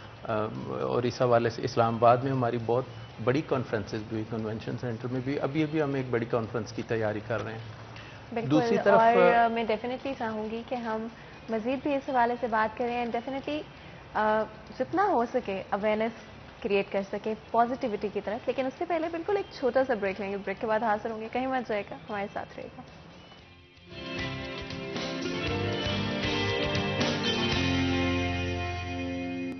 Welcome back. سٹی ایٹ 10 میں ایک دفعہ پھر آپ کو خوش آمدید کہتے ہیں. آج اسپیشلی ہم بات کر رہے ہیں ایک بہت ہی پازیٹیو پاکستان کے حوالے سے. آف کورس ہماری کوشش ہوگی کہ جتنی اویئرنیس جنریٹ ہو سکتی ہو ہمارے اس شو کے تھرو ہو سکے. اینڈ آف کورس آپ لوگ لائیو کال کے تھرو ہمارے ڈسکشن کا حصہ بھی بن سکتے ہیں. تو اگر آپ لائیو کال کرنا چاہتے ہیں تو نمبر آپ لوگوں کی اسکرین پر ڈسپلے ہو رہا ہے. آپ لوگ جلدی سے کال کر سکتے ہیں اور اس ڈسکشن میں کوئی بھی سوالات، کوئی بھی کنسرنس جو آپ کی ہیں، اور اگر آپ چاہتے ہیں ایون کہ آپ کا نام جو ہے وہ نہ لیا جائے تو ڈیفینیٹلی ہم اس چیز کا بھی خیال رکھیں گے اور آپ کے سوالوں کے جواب پوری کوشش کریں گے کہ ہم آپ لوگوں کے لیے لے سکیں. تو ڈسکشن کو آگے بڑھاتے ہیں. بریک میں جانے سے پہلے ہم کچھ بات کر رہے تھے کانفرنسز کے حوالے سے. میں چاہوں گی اگر تھوڑا سا ہم اس کو کور کر دیں اور اس کے بعد ڈفرینٹ اور بھی بہت سارے سوالات ہیں جو ہم آپ سے پوچھنا چاہیں گے. وہ کانفرنسز کے بارے میں تو میں نے آپ کو بتایا کہ ہم اس قسم کے، اس طرح کے، اس لیول کے اسپیکرز کو دعوت دیتے ہیں جن کے پاس اپنی زندگی میں بہت کچھ انہوں نے کیا ہوتا ہے بتانے کے لیے ہوتا ہے بچوں کو. پھر اس کے ساتھ بچوں کے انٹرٹینمنٹ کے لیے ہمارا ایک الوندی کے نام سے ایک ہر سال میں 1 یا 2 ٹورز ہوتے ہیں اور اس میں بھی کوالٹی کا بڑا خیال رکھا جاتا ہے. ہم نہ صرف کہ وینیو کے لیے بڑا سوچ سمجھ کے انتخاب کرتے ہیں جس میں نہ صرف جسمانی طور پہ بچوں کی وہ ایک ایکسرسائز ہو، بلکہ ان کے لیے ہر ایوننگ میں اس طرح کے سیشنز بھی رکھے جاتے ہیں، کویسچن آنسرز بھی ہوتے ہیں، ایک انٹرٹینمنٹ کا بھی ماحول ہوتا ہے. تو وہ کبھی ایسا ہو سکے کہ آپ کو وہ کچھ کلپس دیے جائیں اور وہ آپ دکھا سکیں. جی شیور. لیکن یہاں پہ میں لازمی طور پہ عابد صاحب آپ سے ایک سوال کرنا چاہتا ہوں. کانفرنسز کے حوالے سے گفتگو کی جا رہی تھی. عام لوگوں کے ساتھ تو آپ کر لیتے ہیں، انڈیویجولز آتے ہیں، کچھ نہ کچھ سیکھ کے جاتے ہیں. ہمارے ہاں سرکاری اداروں کے حوالے سے کیا کہیں گے؟ محکمہ پولیس ہو یا پھر دیگر ادارے ہوں، اس کے اندر جب ایک شہری جاتا ہے اکثر اوقات ان سے ایک شکایت سننے کو ملتی ہے کہ یار ہمارے ساتھ بیہیویئر بہت برا رکھا جاتا ہے، ہمیں لمبا عرصہ جو ہے وہ ویٹ کروایا جاتا ہے، بدتمیزی کے ساتھ بات کی جاتی ہے. لوگوں کا ایسے کہنا ہے. تو کیا آپ کی طرف سے کبھی کوئی سرکاری افسران یا ملازمین جو ہیں ان کے لیے بھی پازیٹیو تھنکنگ کے حوالے سے کوئی سیشن کا انعقاد کیا گیا؟ جی میں اسلام آباد ٹریفک پولیس اور جو پولیس کالج سہالہ ہے وہاں پہ میں ریگولر کرواتا رہا ہوں ٹریننگز، اور اپنی ہمت اور استطاعت کے مطابق جہاں جہاں جو ادارے مجھے انگیج کرتے ہیں تو کوشش ہوتی ہے کہ پیغام محبت ہے جہاں تک پہنچے. نیشنل بینک کے ساتھ ہم نے، پھر اسی طرح مختلف سیلولر کمپنیز کے ساتھ جو ہے وہ، میں بیسیکلی چونکہ ایٹیٹیوڈنل ٹرینر ہوں، یعنی میرا تو کام ہی جو ہے وہ ایٹیٹیوڈ پہ بات کرنا ہے اور اس پہ لوگوں کو آمادہ کرنا کہ آپ پازیٹیو تھنکنگ. لیکن سم ٹائم ایسے ہوتا ہے نا کہ سوشل میڈیا کے اوپر جب دیکھنے کو آج کل بہت ساری میمز دکھتی ہیں کہ کہا جاتا ہے موٹیویشنل اسپیکر جو ہے خاص طور پہ انہیں بڑا آج کل تنقید کا نشانہ بنایا جا رہا ہے کہ حقائق سے ہٹ کے گفتگو کی جاتی ہے. وہی بات جو میں مزدور کی پہلے کر رہا تھا کہ اس کو یہ کیسے سوچنے کی پازیٹیو تھنکنگ کس طرح سے آئے گی جب وہ روٹی پورا کرنے پہ لگا ہوگا. تو دوسری جانب اسے موٹیویٹ اس طرح سے کر لیا جاتا ہے کہ پوری دنیا آپ کے آگے موقع کھلے ہیں، جب حقیقت میں آتا ہے تو کچھ بھی اس کے سامنے نہیں. یعنی اس پہ ہمارے ایک دوست بلکہ آج کل کہتے ہیں کہ اب تو ان کے مقابلے میں کچھ ڈی موٹیویشنل اسپیکرز کی بھی ضرورت ہے یعنی اتنا موٹیویٹ کر دے. تو دیکھیں نہیں ایسی بات نہیں ہے. یعنی اصل میں دیکھیں میں امریکہ کی آپ کو مثال دی. امریکہ میں ہر بندہ جو ہے وہ آپ کو دیکھیں، آپ بس میں بیٹھا ہے وہ کتاب پڑھ رہا ہے، بس سٹاپ پہ ویٹ کر رہے ہیں کتاب پڑھ رہے ہیں، ٹرین میں سفر کر رہے ہیں کتاب پڑھ رہے ہیں. تو اس کا مطلب ہے کہ ہمارا اب مجھے بتائیں فیصل آباد میں کل رات ہمیں جو ہے وہ ایک صاحب نے دعوت دی تو ان کے ساتھ ہماری انٹلیکچوئل ڈسکشنز ہوتی ہیں، اور آپ یقین کریں کہ ہم ان کو ایک دفعہ ہم نے 1-2 جگہ پہ بلایا تو وہ کہتے یار کہ آپ کے وہ 20-25 لوگوں میں سے 4-5 لوگ تھے جو مجھے سمجھ آئی کہ کچھ ان کا کیلیبر ہے، کچھ ان کا جو ہے وہ کوئی ذہنی سطح ایسی ہے کہ میں ان کے ساتھ بات کر سکوں. انگیج تھے. تو جی جو انگیج تھے, چیزوں کو سن رہے تھے, سمجھ رہے تھے. ایگزیکٹلی آپ مطلب وہی بات ہو گئی نا. کتنے لوگ ہیں, میں آتے ہوئے ابھی گاڑی میں فاروق صاحب سے بات کر رہا تھا. فاروق صاحب یہ کم از کم اس شہر کی آبادی ہوگی 4 ملین تو ہوگی تقریباً. اس میں مجھے بتائیں کتنے لوگ ہوں گے جو ریگولر کتاب پڑھتے ہوں گے. یعنی دیکھیں جو کتاب نہیں پڑھتا نا, اس کا مطلب ہے کہ وہ غور و فکر کرنے والا نہیں ہے. تو جو غور و فکر کرنے والا نہیں ہے وہ تو پھر بھیڑ بکری ہیں. تو معذرت کے ساتھ کہ اس میں ہمیں پہلے اپنے ہی گریبان میں دیکھنا کہہ رہے ہیں. ہوگا. ہمارے ساتھ ایک کالر بھی موجود ہے, حکیم عارف صاحب, ان کا سوال لے لیتے ہیں. السلام علیکم جی.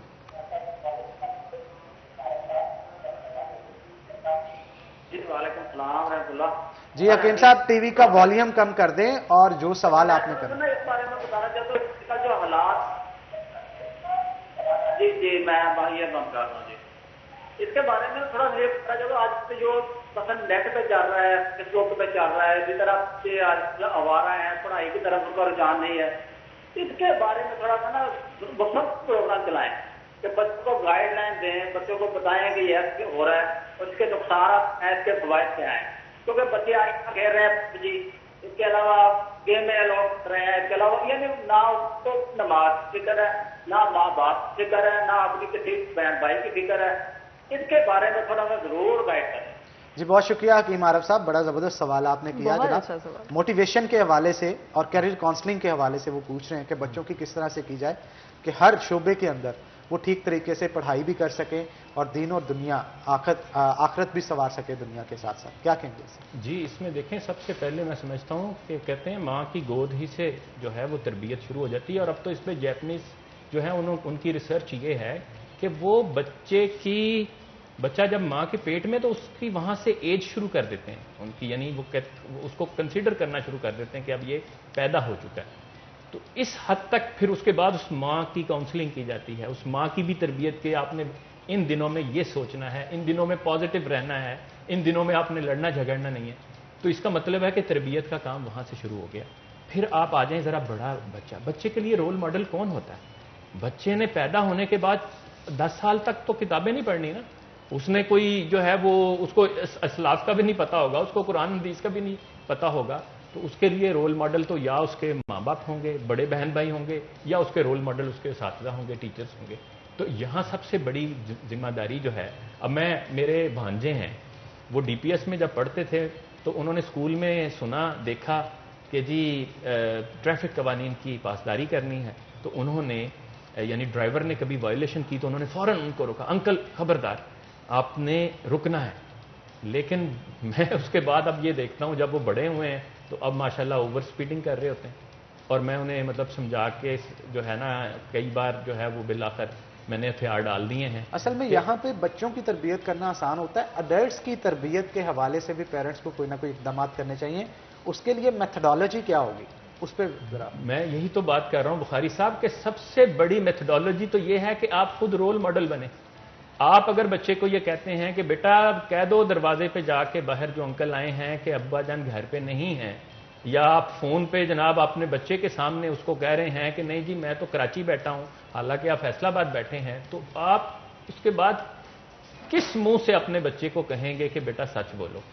دیکھیں کامیابی کے لیے میں یہ سمجھتا ہوں کہ وہ تمام پرنسپل جو ضروری ہوتے ہیں وہ ہم تیسری چوتھی پانچویں چھٹی جماعت میں پڑھ چکے ہوتے ہیں کہ ہمیشہ سچ بولو, ایمانداری سے کام کرو, لالچ بری بلا ہے, اتفاق میں برکت ہے. بالکل آپ ٹھیک کہہ رہے ہیں, یہ وہ بیسک پوائنٹس ہے جو کہ اگر ہم اپنی آنے والی جنریشن کو سکھا دیں تو اس سے بہت سارے مسائل جو ہیں وہ ہمارے ٹھیک ہو جائیں گے. تو بہت شکریہ آپ دونوں کا آج کے شو میں آنے کے لیے, بڑی مفید ڈسکشن ہے جو آپ کے ساتھ رہی. تو ونس اگین آپ کا بہت شکریہ. اسی کے ساتھ ناظرین آج کے پروگرام سے اپنے میزبان حنان بخاری اور فاطمہ ناصر کو اجازت دیں. اپنا بہت بہت خیال رکھیں. ہم ملیں گے آپ سے اگلی دفعہ. تب تک کے لیے اللہ حافظ.